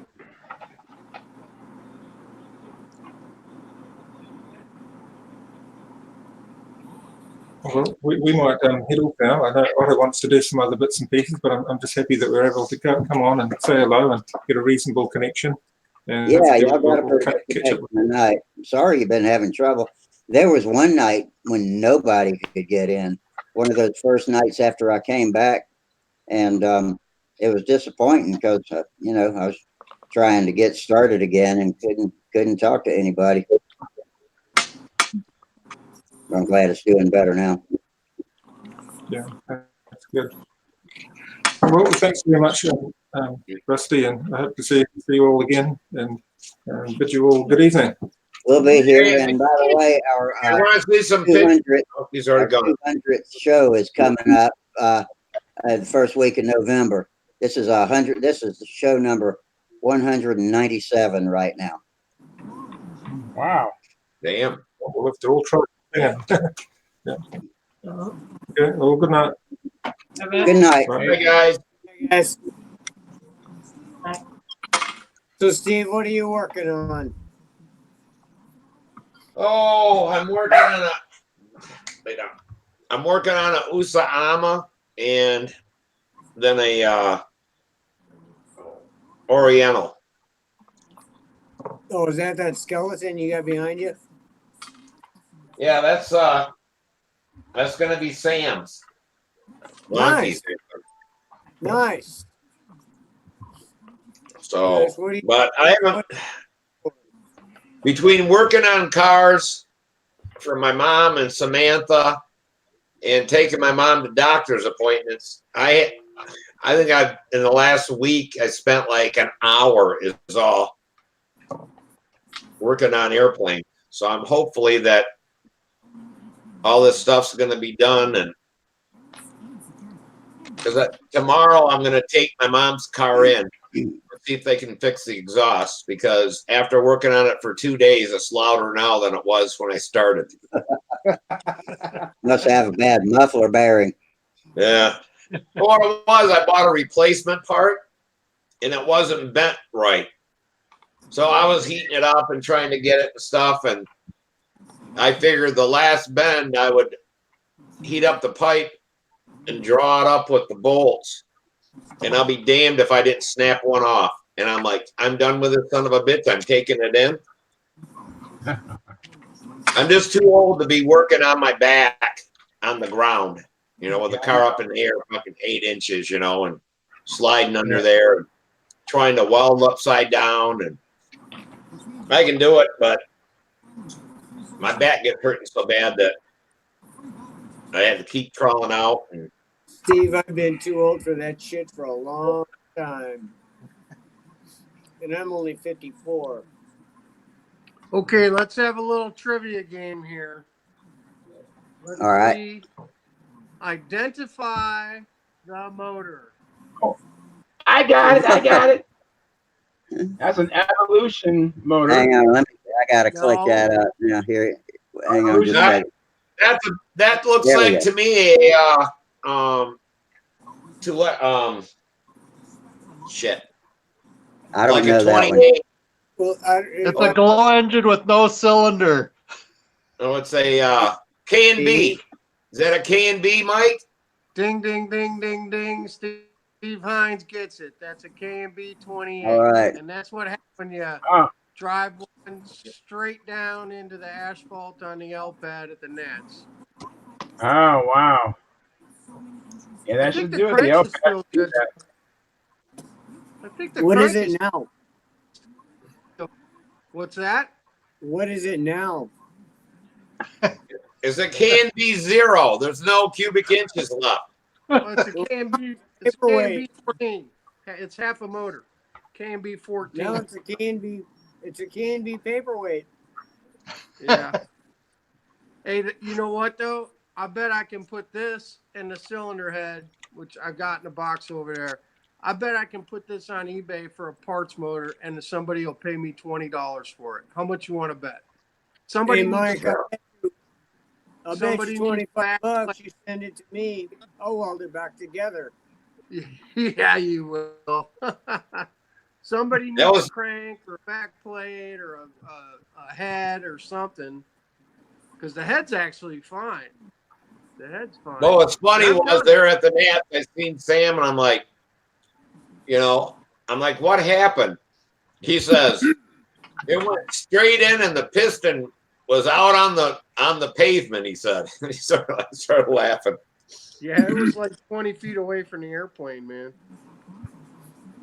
Send it back to me with the parts. I'll weld it up. Yeah, no, this is going in the garbage, man.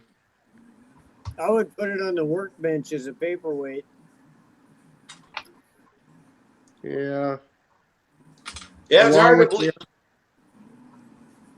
Go It's ahead. hard to believe how good them are for a control line motor, though.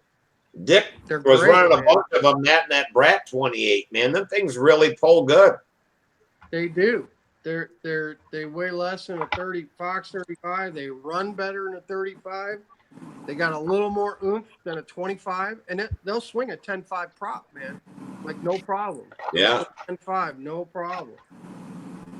I think it's a good in between a Fox 35 and a 25 size motor.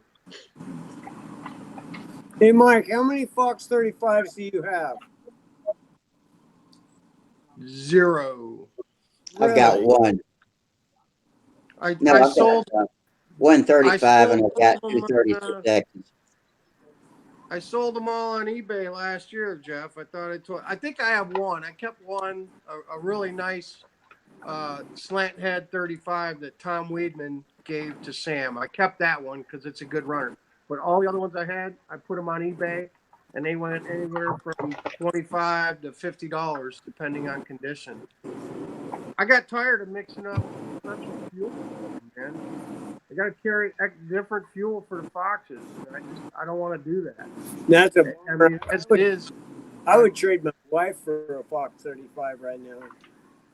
Well, I'm still wondering about that Nelson you were talking about earlier. What's the deal on that, brother?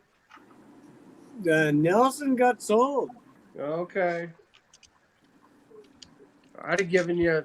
I would have bought 2 Fox 35s and sent them to you for the Nelly, man. Yeah, it probably wouldn't have been worth it because you'd probably had to rebuild it anyway. So Jeff, what did you say you would trade for a Fox 35? My wife? Your wife? I don't want another wife. Yeah, who does? I would want another one if she's as cool as the one that I have now. It'd be great to have 2 of those. That ain't gonna happen. If I could. No, I love the one I've got, but I wouldn't want 2 of them either. No, Yeah, it sounds like. I'd take 2 of them. No, mine is okay, but that's all I can handle. Yeah, everybody asked me when you get married again. And I told them, I said, I can't afford to live with a quarter of my shit. Hey, Charles. Where's Charles at? Yeah. He came on right here. Here's He's hidden. I can't even see him. Oh, you got them together. Charles, 2 Brian Gardner LA 46s I assembled the other day. Yeah, I did. You missed that part too, Steve. No matter what I did, I could not get the connecting rod on the crank pin, and I texted Al Ferraro, and he told me to just hit the crank pin with a little 600. There was a little burr on the crank pin. It was just enough that it wouldn't slip on. So I did that, and Bob's your uncle. There they are, ready to go. I like those round top heads like that. That looks good. Well, yeah, they're like a PA 46 now. Yeah, because that's the PA grind on the cylinders and timing and all that kind of stuff. And if you look at the head, it looks just like a PA head. Big old Hemi head on the inside. Yeah, man, it's they're supposed to be pretty badass. I hear. Al says that his run great. It's beautiful, Mike. They look beautiful. Yeah, I like them. They look beautiful. That turns well, they're with what the piston and liner in the head was from Brian. I think was $300 or maybe $320 for 2 of them. So these are like $300 LA 46s now, which is crazy. Wow. By the time you add the PA needle, and what an LA-46 costs. But and these are for me. These are not for Sam. Sam is not getting his hands on these. Yeah, I thought about making up a couple of them, but yeah, it's like I figured it out, and shit, I'd have over $300 into each motor, and I'm like, yeah.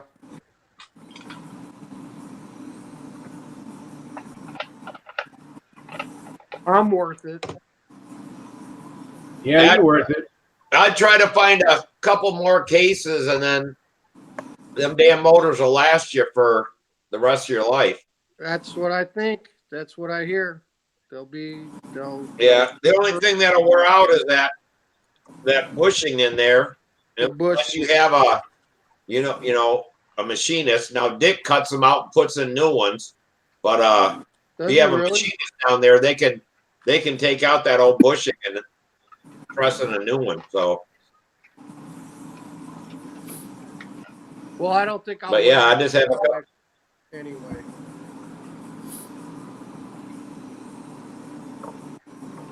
I know I wouldn't, but you fly a lot on one of the motors, but yeah, if you had an extra couple cases, you get motors for the rest of your life. Hey, Mike, I still have a couple of Fox 36s. They're Mark IVs. I've got 2 Mark IVs. I got one on a Nemesis and one on a Voodoo. So I mean, when you ask me about Fox motors, I do have some combat Fox motors. I just don't have any of the Fox 35 stunt motors. I got 2 Mark IVs, a Mark III, and 2 Mark IIIs. That's what I have, and they're on combat wings. They're all on what I was talking about is I got 2 Mark IVs. I'll send you if you want them. Send them to Al. Don't send them to me. I won't use them. I mean, it's a generous offer, and I appreciate. They're decent. They're decent. They're speed limit motors. Yeah, I probably wouldn't use them, Jeff. To be honest with you, the ones that I do have, I only pull them out maybe once a year. I fly those Fox combat motors just for funsies, but it's not anything that's used on a regular basis, so they're kind of wasted on me. But I'll tell you who does love them is Al Ferraro. Al would be all over that, Well, I know you and I were talking about that Nelson, and you wanted it, and I ended up going to a local contest around here. And one of my old friends asked me if I still had it, and the guy gave me $300 for it, so I couldn't turn it down. No, you couldn't, and I knew it would be worth at least that because the new ones are 400. So, I mean, I have 6 Nelsons already. Out, I said, here you go. I'll just talk to Mike Lonke about it, and I'll just tell him, this is what happened. It's all good, brother. I got a half a dozen Nellies, and that's more than anybody needs in a lifetime to fly fast combat. Freaking Colombo, my fast combat guy up in Michigan, he's got 18 Nelsons, man. Jesus Christ. Well, he keeps winning. Hey, we got a question about these engines on YouTube. Ronnie Layden just asked me, just wondering what was considered better, a Fox or a McCoy. And I would say definitely the Fox would be my opinion, but there's probably a lot of opinions about that. Oh, there is definitely. My friend John Wright, he's in love with the McCoy, so he would be the first one to say McCoy is better, I think. I know John Wright. McCoys have more power. No. What has more power? Which one? I think McCoy does. McCoy is a lot. Oh, no kidding, really.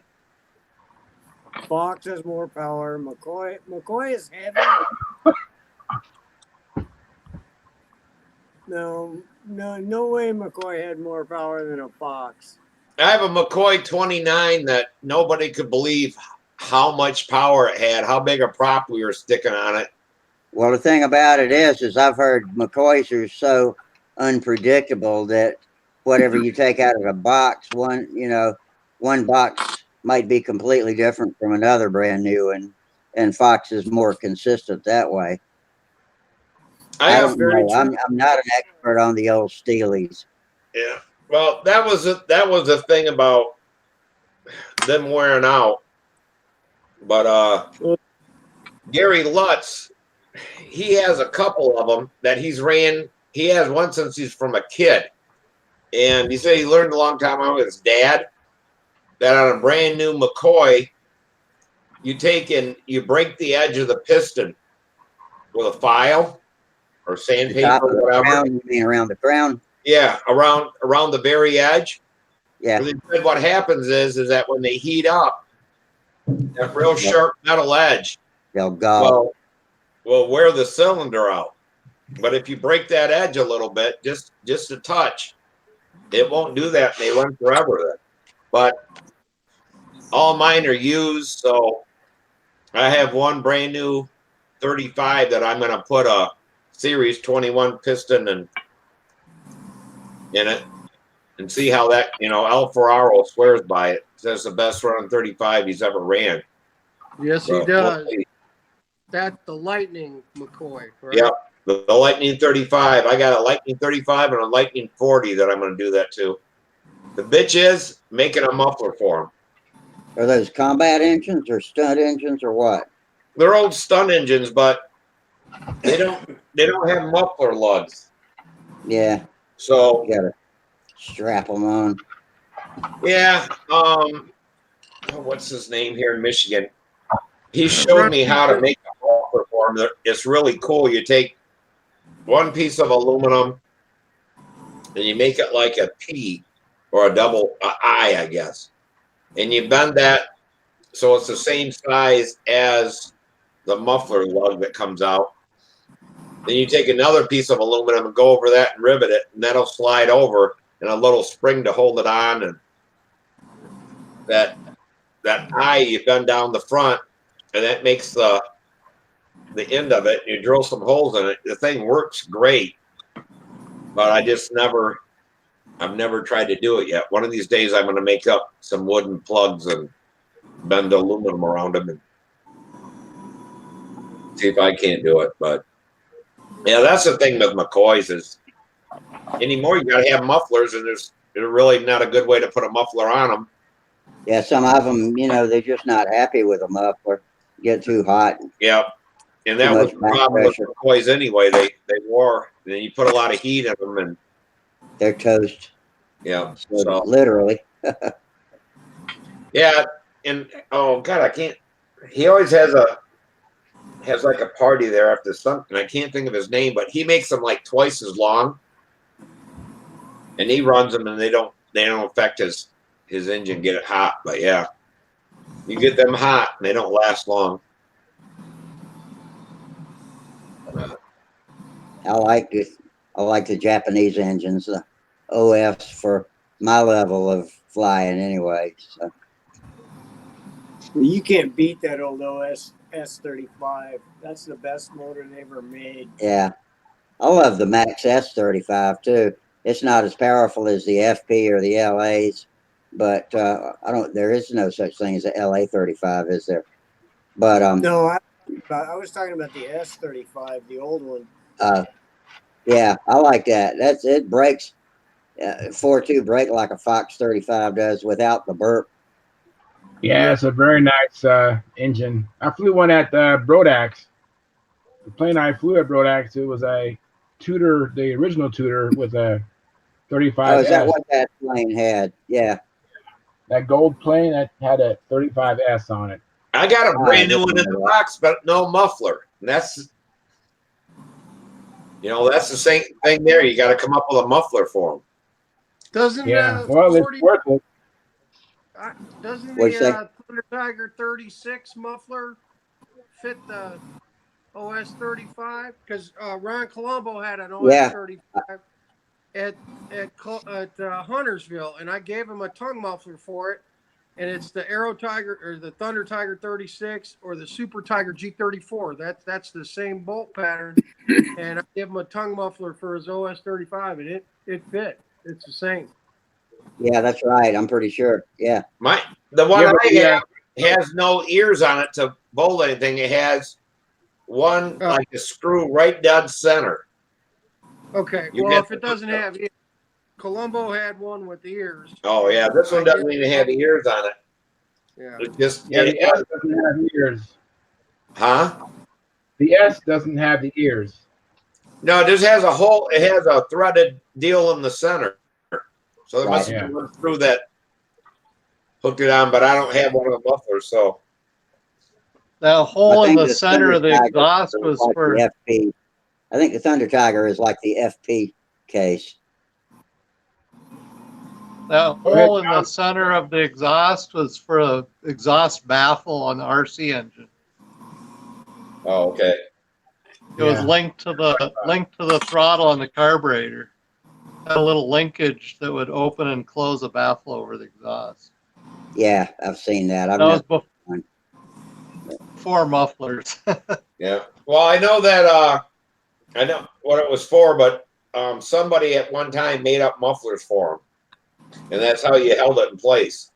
Yeah, yeah, that was strictly an aftermarket thing, I think. Yeah. And I don't have one, so it's just sitting in there like some of the other motors with no mufflers because we just have to find mufflers around here. What kind of beer you drinking there, Jeff? That depends on what I got on tap. Oh, I got 5 taps back here. Damn. You ready for a party, huh? Well, I got Budweiser, I've got Amber, I've got Sam Adams, I've got Great White, and I've got a stout that is really dark and coffee flavored. I like some stouts and porters for sure. Yeah, well, I figured out a way to get out of your 4th of July syndrome where people bring beer over. I put a kegerator in my backyard, and I've got 15, 20, 30, 35 gallons of beer in my backyard. Wow. damn.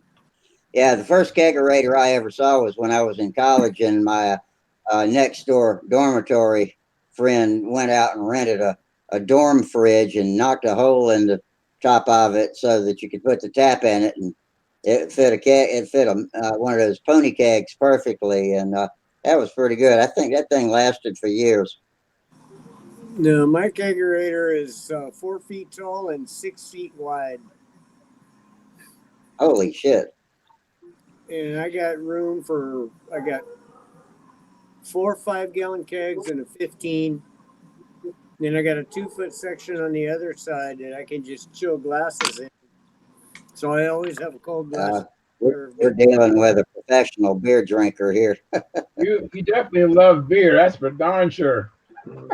No. When I was a kid, they had, I can't remember who made it, but they made a ball. Oh, It- Olympia what was beer. it? Olympia beer. The Oh yeah, Oli Olympia ball. The And Oli you ball. open up the box and you pour a bunch of damn ice in it, shut the box up, and Had its own yeah. pump and everything. We used to get them like 1979, 1980. Of course, we were only 15 or 16 then, but the Oli ball, it was $22 at the beer store. Yeah, out here on the West Yeah. Coast, it's Coors Party Ball. You know, Olympia and Coors are the same company. Yeah, we used to get one of them and throw in the back of my buddy's pickup truck, and we'd be out four-wheeling and stuff and meeting people, and we got a damn party ball in the back. Luckily, none of us died. Girls, man, you got the party ball. It's the best way to meet girls. No. Imagine that.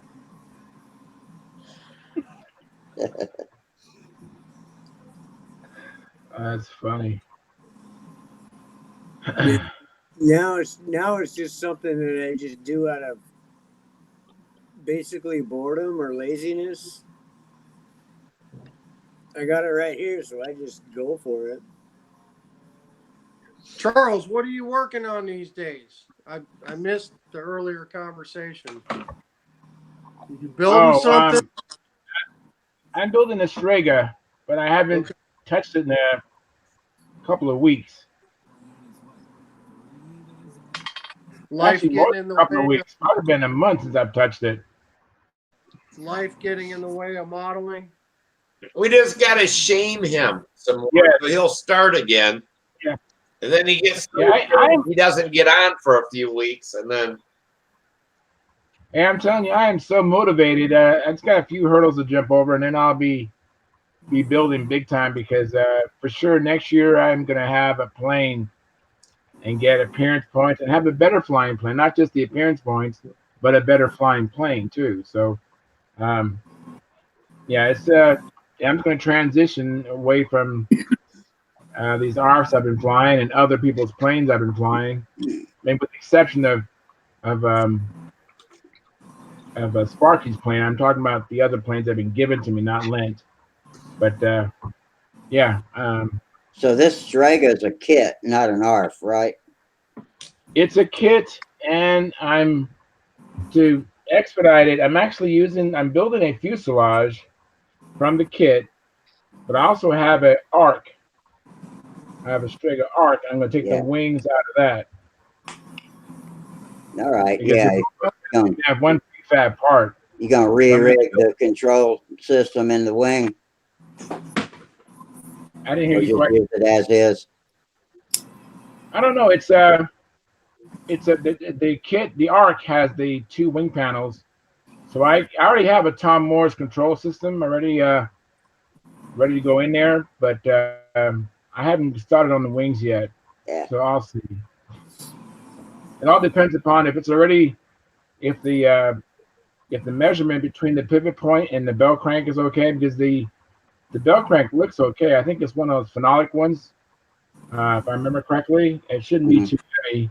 So I'm more concerned about the ratio. As long as it's the right, I'm kind of leaning more towards 1/10 of an inch. Charles, is it one of the new SV11? Or I'm sorry, it's a Strega, not an SV11. Never mind.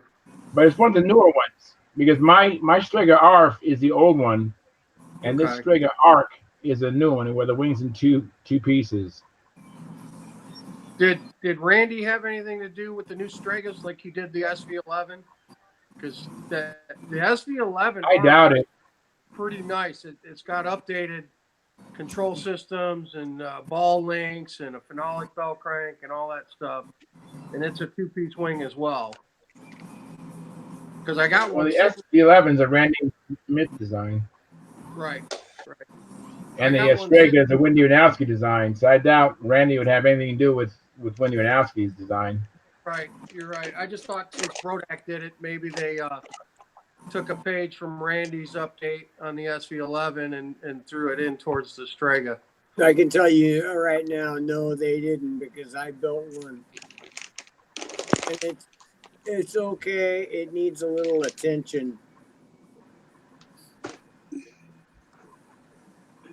Well, I'm going to pretty much gut those wing panels out. I'm going to cut off the wing tips, and I'm going to go through and remove a lot of the ribs and remove a lot of the wood that's still in the ribs that I leave in there. I really want to cut these wings out. Remove about half of the ribs and about half of the rib material that's still left. It'll probably be starting to get close. The biggest problem with the Strega that I found is it's built with a lot of plywood in the fuselage. All of the formers. Well, I'm building the fuselage. All the formers are plywood. Well, yeah, you built it, so that would be a big. Yeah, you're probably going to come out 68, maybe probably a 65 to a 68 inch Strega. But you're going to have to cut a lot of ribs out of the wing because the wing itself is heavy. Yeah, I know. I weighed the wing panels. I forgot what they weighed, but they were both pretty heavy. Well, and the 2 sticks they gave you to glue it together are huge. It's like putting 2 oak trees in it. Yeah. Steve must be McBride. I don't see him yet. I can't see everybody though. There he is. Hey, I'm trying to find him. Oh, there he is. Stephen McBride, how you doing? Hey, sir? Steve. How we doing? Send your Hey, it worked girlfriend this home time. early, did you? Yeah, I gotta wait. I've been trying to get on it the past couple of times, and I don't know, something wasn't working right. I guess with the computer, it wasn't signing on. I think it's got something to do with bandwidth. If it doesn't like your hookup, it won't let you in, I think. Huh? Yeah, because I was trying to get on a couple of times, and it showed me the screen on, and a couple of people on the sideline here. It showed me who was on, but I got no picture. But Yeah, today I get it to see happened everybody on for a some video reason, recording. but I couldn't tell you why. That's all right, Steve. I had trouble getting on the past couple weeks too. It wasn't working. I was like, hey, I know the show's on, and I'm watching it, and I seen Train on and a few other guys on there, and I says, how come I can't get in it?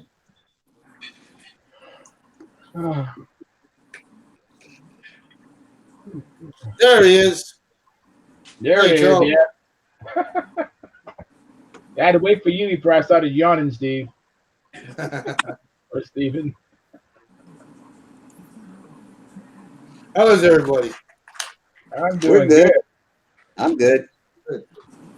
Good as I'm gonna get for a while anyway. Okay. Hey, Feel good. Yeah. Hey, Steve, how's your contest coming? You getting a lot of signups or what? I got a lot of signups, and I got a lot of good signups in all categories, and Oh, that's great. it's Good. going to be a lot of turnout. Oh, that's awesome, man. That's great. Yeah, I got a lot of signups, a lot of big good flyers, and they're coming from all over, from the East Coast all the way to the West Coast. Damn, no, I really feel bad. I'll be there. I got intermediate, I got advanced and expert flyers coming from the East Coast and Central also, and a lot of them from the West Coast. But they're coming from all over. Guys that are taking part of planes and putting them on the plane and actually flying out here. Wow, that's awesome. I wanted to come out there and try to beat everybody too. Chances are it's going to happen.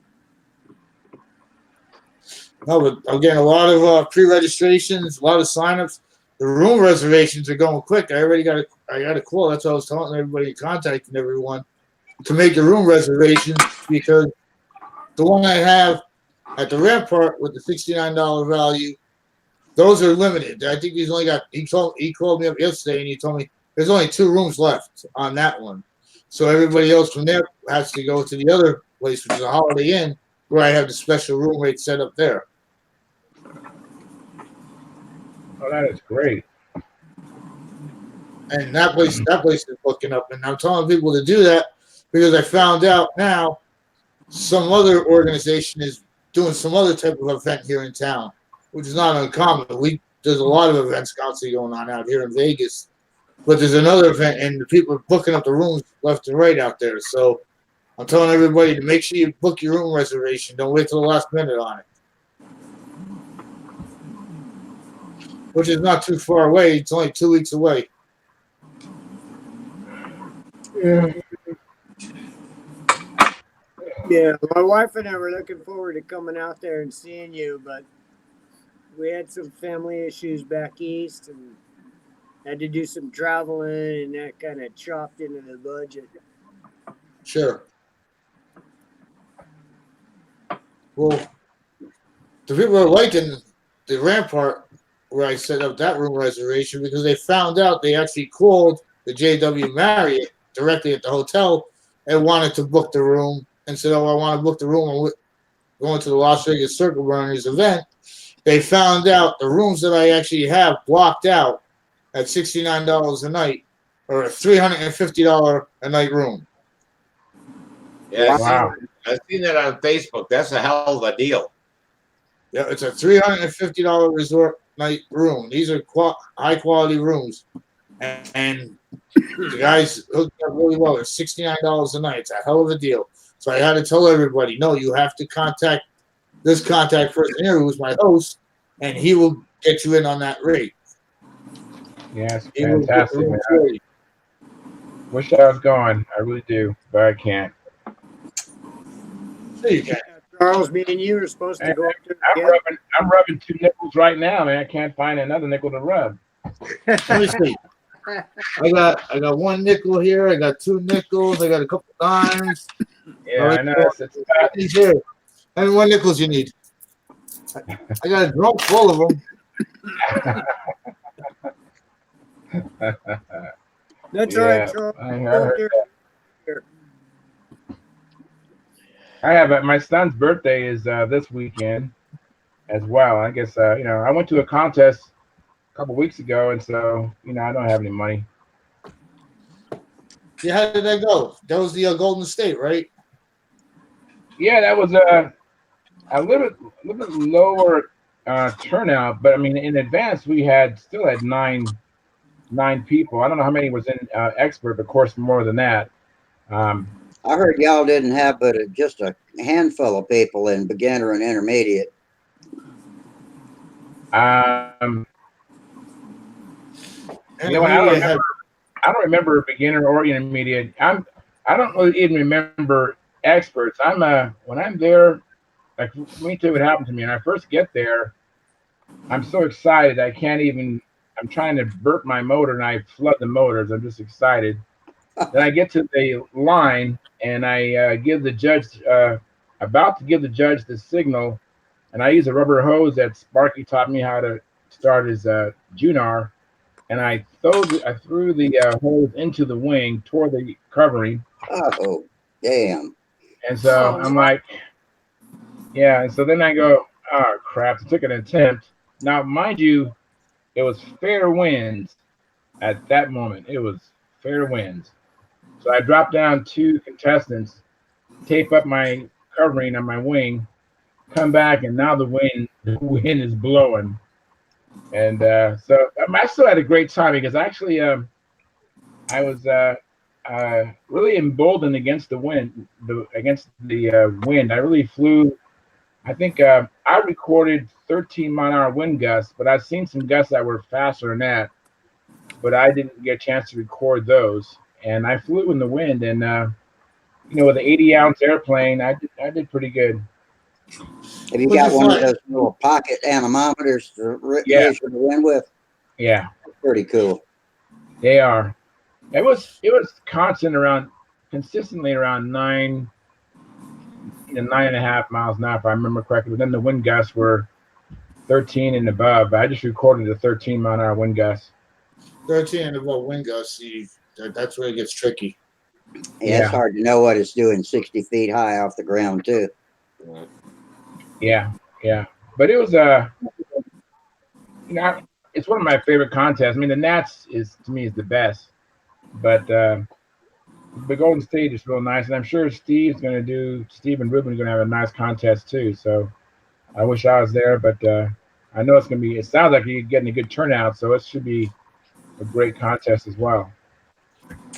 Well, for control line, it'll be almost like a mini Nats with the amount of people that already said they're going to come out, and the quality of flyers that said they were coming out. Yeah. Plus the field. I mean, it's going to be 600 by 600 feet. I mean, that is fully level paved asphalt. You can't beat it. So what people need to do is that they need to make a take-apart airplane, because we can fly from here to Vegas. They keep advertising for like $100. I mean, how you couldn't drive there for gas for that? No. Yeah. It's cheaper to fly to Vegas than it is anywhere else in the United States. Yeah. Plus, you're going to have great weather. I mean, what's the weather forecast going to be like? I mean, probably nicer than where Steve is at right now. Shit, yeah. Weather forecast 40-some degrees here. Weather forecast I found out already for next weekend and the weekend after that. Wind gusts is in 4 to 7 miles an hour. Oh man! You can ask for it better than that. Yeah. And what's the temperature going to be like? Mornings are cold. Well, it's in its 60s, 58, 60 degrees right away in the morning at 6, 7 o'clock in the morning. Then it's going to warm up to about 85, 90, 85, 88 degrees. Y'all's humidity is always pretty low. low too, isn't it? Down into what, No, 30s, yeah, 20s? there's no humidity out here. The humidity, Not even that much. 10%. I'll tell you what, when I was driving, Oh wow. everybody's like, oh, yeah, there's no humidity there. Well, our air conditioning went out on our damn semi, and it was like 105 degrees. I thought I was going to die. I don't give a shit if there is no damn humidity whatsoever, not a trace. 105 degrees is really hot. It's hot. It's dry. It's dry heat, but it's really hot. And it catches up. You see, yeah, you do get that, but you're not getting that over perspiring from the humidity. But it's hot. Yeah, because we couldn't stand it in the truck because the sun bakes, you know. Hell, we had the windows open on the truck and it was probably still like 110, 120 inside the damn blue semi. So we stopped and had it fixed, and we were stuck there for like 7.5 hours. And we got there at, I don't know, 12 o'clock in the afternoon. So we're just walking around. There's no air conditioning. We're trying to find shade. And in the shade, it's 105. And it's like, hell, we're going to die before they get our truck fixed. Sure. No. Steve, you said it correctly, though. What? You said it correctly, though, about flying here as opposed to driving here. Oh, yeah. You can come from the East Coast to here, round trip, under $200, about $175. Yeah. Yeah, you just have to have a take-apart airplane to throw on, you know, throw into the. But you can't drive here for that because it's a 3-day adventure just to drive. So you got 3 days in a hotel driving, plus your gas, eating your food. It definitely costs you more to drive here than it does to fly here. Yeah. Steve, we don't need a take apart. We just need a couple of guys to loan us some airplanes. Let's go have a lost. I'll tell you what. Steve, Mike, you want to come out here? You get in a plane, you come out here, and I'll have an airplane for you to fly. that is so tempting, man. There you go, Mike. Get on a plane. November 8th, 9th, and 10th. The 8th is a practice day. I got Classic on the 9th, and the 10th I got Pampa.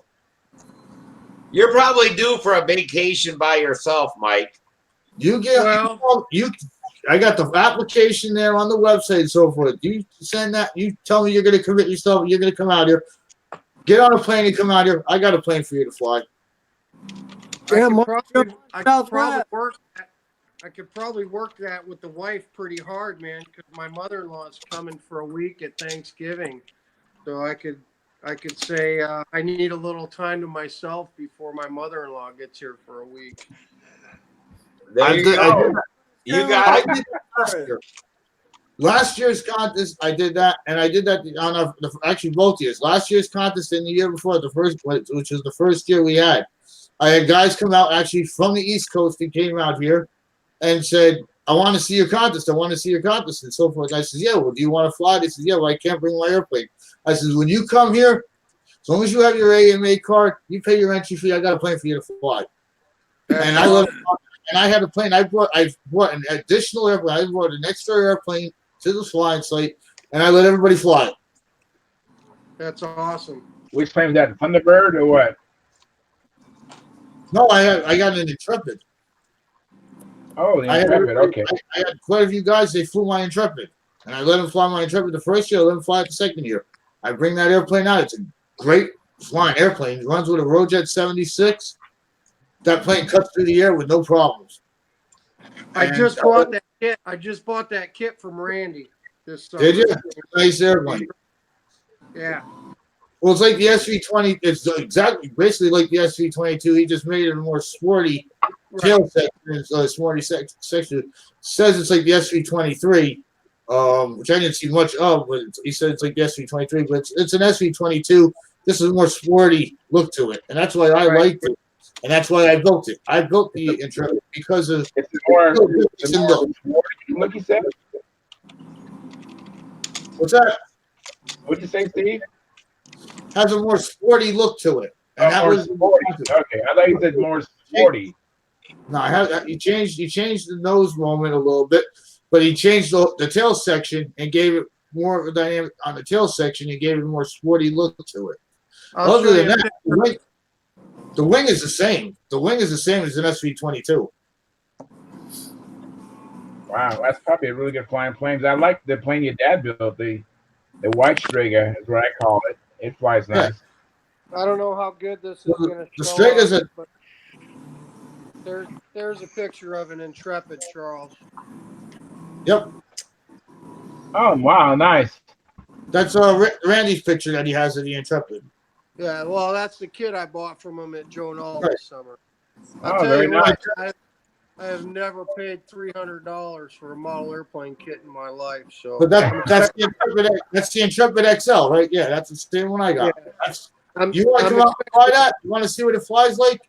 Come out to Vegas and I'll let you fly mine. I'm expecting big things when I open this box, man. Yeah, it's a nice kit. Looks like it's a real kit. What motor do you have in your? Like, who said it was a piece of shit? Is that Heinz? What? Who's that? Oh, I thought I heard somebody say it's a real piece of shit. No, I said that is a real nice kit. Kit. Oh, okay. That is a very nice kit. You were breaking up when you said it, and I was like, that is a very nice kit. Calm down. I have one. I can't call it a piece of shit. I have one. I like it. I think it's a great airplane. What motor do you have in yours? And mine? Yeah. I have a Rojet 76 in it. Rear exhaust on a header muffler. Hey, Charles, on that Tempest 2 I gave you, what's the number on that one? Number? What do you mean number? Is it like a SV20 or SV12 or 14 or does it call it something or not? No, I just seen it just says Tempest 2. It doesn't say anything about SV22 or SV11 or anything. The Tempest isn't an SV wing. The Tempest is an elliptical wing airplane, correct? It looks like it, but the Tempest, I took a Tempest 2 foam wing, cut it, and made a vector wing out of it. If you lay it on the planes, it's just 2 inches out of the center. Pop it together. Now it's just a vector 40. I ordered the wrong wing for Samantha's airplane. Well, I thought the Tempest was an elliptical. Yeah, they take the tip and it cuts. If you take the tip of the wing and cut it back on an angle, and then do the wing tips, it makes it more look like a elliptical wing. That's the only thing about the Strega was the wing on that one there. The airfoil is too thick. Is a bit thick on it. It's over what, 3-inch airfoil? Yeah. Yeah, at least 3 inches. It might be 3 1/4. I don't remember, but it's a big. It's a big wing. It's a big wing. So there's a lot of lift in that that's needed with that. That's down on that. Right. So I mean, I can afford to be heavy, but it's still no fun trying to get 80 ounces to stop and turn. Yeah. Right.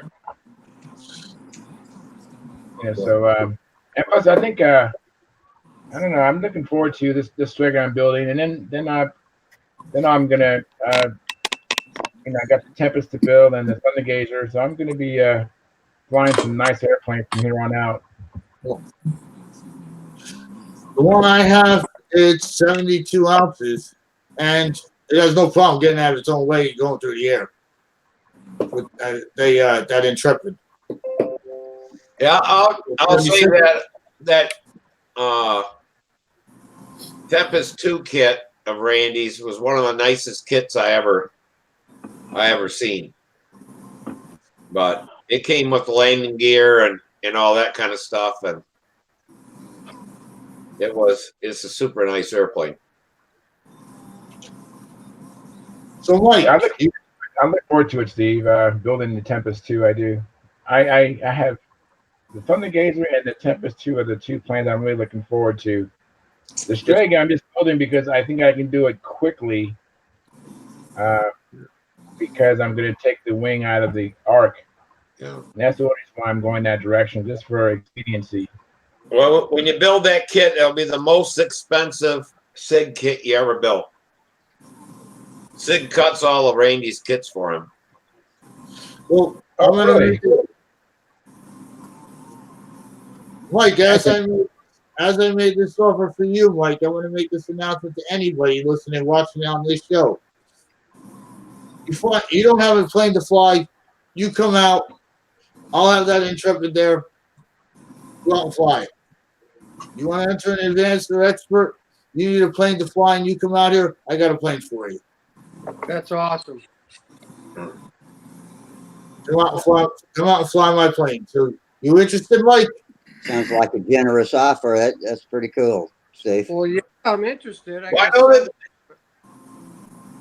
tell you what, there's been a lot of postings on Facebook about what people are bringing to sell at that contest. Yes. I wish I was there to have my truck or whatever so I could put some of that stuff in and bring it home. There's some nice stuff that's going to be sold there.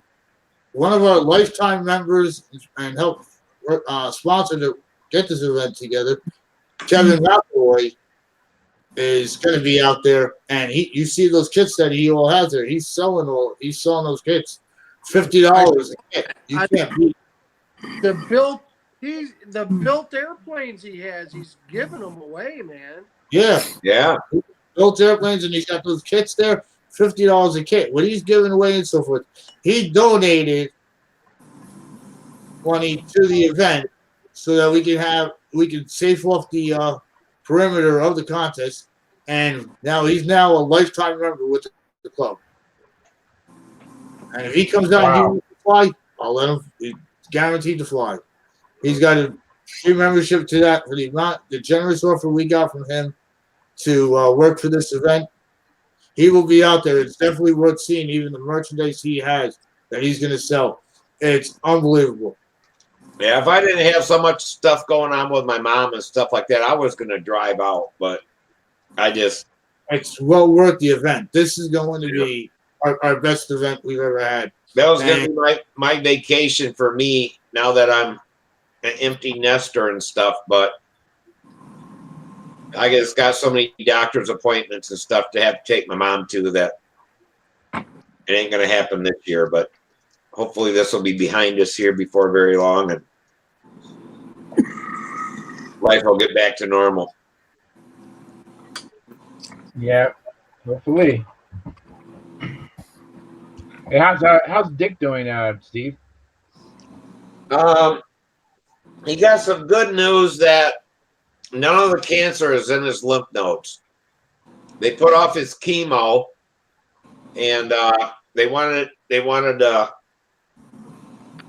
do some more testing because the type of cancer he has isn't what they thought. So it was a different kind of chemo, but they wanted to make sure it wasn't in the lymph nodes. I don't know what that's all about. But I think next week he's supposed to start chemo, but it's a better cancer. There isn't a good cancer, but I guess it's a better cancer than what they were thinking it was. I still haven't told Sam that, man. Sam's going to be fucking devastated. Yeah. So I haven't said anything to him yet. Because Dick has been really good to Sam since we met him. Yeah, it was a pleasure meeting Dick at the lab. You know this. You see this advertisement for Alexa if you're having chemo. Yeah. What do you think that costs every time you have chemo for one dose of that? Oh, it's probably thousands of dollars and shit. It's thousands. You do chemo, it's thousands. $6,000 with his insurance and stuff. He still had to pay $1,100. He said, "Forget it." He wasn't going to give him $1,100 for one dose of that stuff. That's Dick. I can see him going, "Screw you, man." Yeah. Yeah, he'll just have to stay in the house, and anybody that comes over has to wear a mask and all that kind of stuff. So, he's immune compromised with the chemo, I guess. Yeah. So, but he isn't. He said, You know, he goes, I can afford I guess it's $250 every time he has chemo for his part of that. But he said he wasn't paying $1,100 for Alusta. But I can't believe these damn pharmaceutical companies, six grand without insurance for that stuff. But the Yeah, I insurance, take a couple of prescriptions. My monthly supply of 2 of my prescriptions are $1,400 each. So, but I have insurance. So. yeah, but I mean that's ridiculous. You know, people have insurance, but I mean that kind of money for a drug, you know, then it becomes generic and it sells for $50. Yeah. My son works Well, they for got a to drug charge manufacturer. $6,000 so that when they get sued for whatever damage it does, they can afford to pay all the lawsuits and still stay in business. Yeah. Yeah, so they sell you the shit for outrageous price so it can hurt you. Yeah. I told him, I said, you get feeling bad and shit, I'll get you some pot. You know, that's the best thing it works the best. I've already went through it with my girlfriend and shit like that. And is it legal for medical use there in Michigan? Michigan's got recreational anyway. You don't even need medicinal. Michigan has recreational.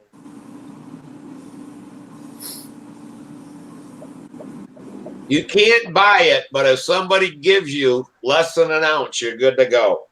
Well, you can grow it too. And I got a yeah, but I can't grow it. I couldn't grow it fast enough for him now, so I just go pick some up and. Yeah, I've got a buddy that's got his grower license there in Michigan, and I think you just can't be in possession of more than a pound at a time is the law. Like in possession of a pound that's smokable, but you could have stuff growing, but you're only allowed to have 1 pound at a time if you're a grower. Yeah. They should just decriminalize. Long as it's out in the bush. Everywhere. You can have 12 plants or 1 pound or however it works out. But yeah, I don't even think they're even worried about that anymore now. It ain't worth their time to find out if you have 13 or 14 plants over. No, they got bigger fish to fry, man. Than worrying about a little Yeah, bit of absolutely. You know. Yeah, this friend of mine struggling as a farmer. I told her, I said, you need to plant hemp. No, I ain't gonna do that and all this kind of stuff. And I forget what they said. A acre of corn is like $1,000, and an acre of hemp is like $30,000. I told her, why in the hell did you plant hemp? That's just for rope or what else they use this stuff for. They use it for all kind of stuff. Yeah. Yeah, hemp is a really prolific plant. Yeah, you could smoke a damn boatload of it and you wouldn't get high. But she didn't want it out in the field. She goes, yeah, people will be coming around thinking it's marijuana and all this. I'm like, who gives a shit? They ain't gonna get high off it anyway. But yeah, so I don't know what all they're gonna use it for here, but this has been the first crop of hemp in Michigan. It was just on the news. A lot of big money for all the people who were fighting it, didn't want it to go through. Now they all have businesses that storefronts and co-ops that are growing it and all that kind of stuff. So they changed Wait till the state figures out how much they can tax it, man. They'll be right in there getting their cut, man. Oh yeah, it'll all be fine. Yep. Money changes everything. That's like God, I can't think of his name now. Here in town, he fought against casinos. The one, I don't know, 30 miles from my house, 30, 40 miles. Fought and fought and fought for 10 years to keep it out of Michigan, or this part of Michigan. Once it finally passed and gone through. Now he's trying to build one downtown Grand Rapids. I'm like, how's that work out? But he's a multi-million, you know, basically he didn't want anybody else to make any money. He wanted it to be him. So now the reservation's fighting to keep him from getting his casino. So I love it. One for the other. Yeah. So now they're going against him, and they're going to fight him in court for 10 years. Mike, I'm sorry to hear about your plane there. Saw the pictures of that. Yeah, well, I was a dumbass. I hooked the fucking lines up backwards. So that's what I get. I won't ever do it again. Sounds like a George Gatis maneuver. He was one who actually flew that way all the time. Where down was up was down. Yeah, I didn't mean.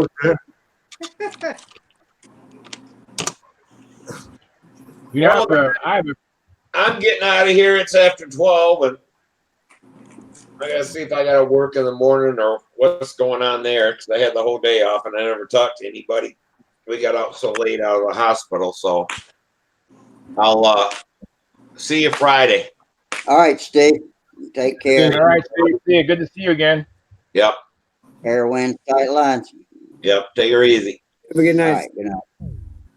I got to get up early in the morning too, so I think we'll go ahead and wrap it up. But hey, this turned out to be a pretty good show.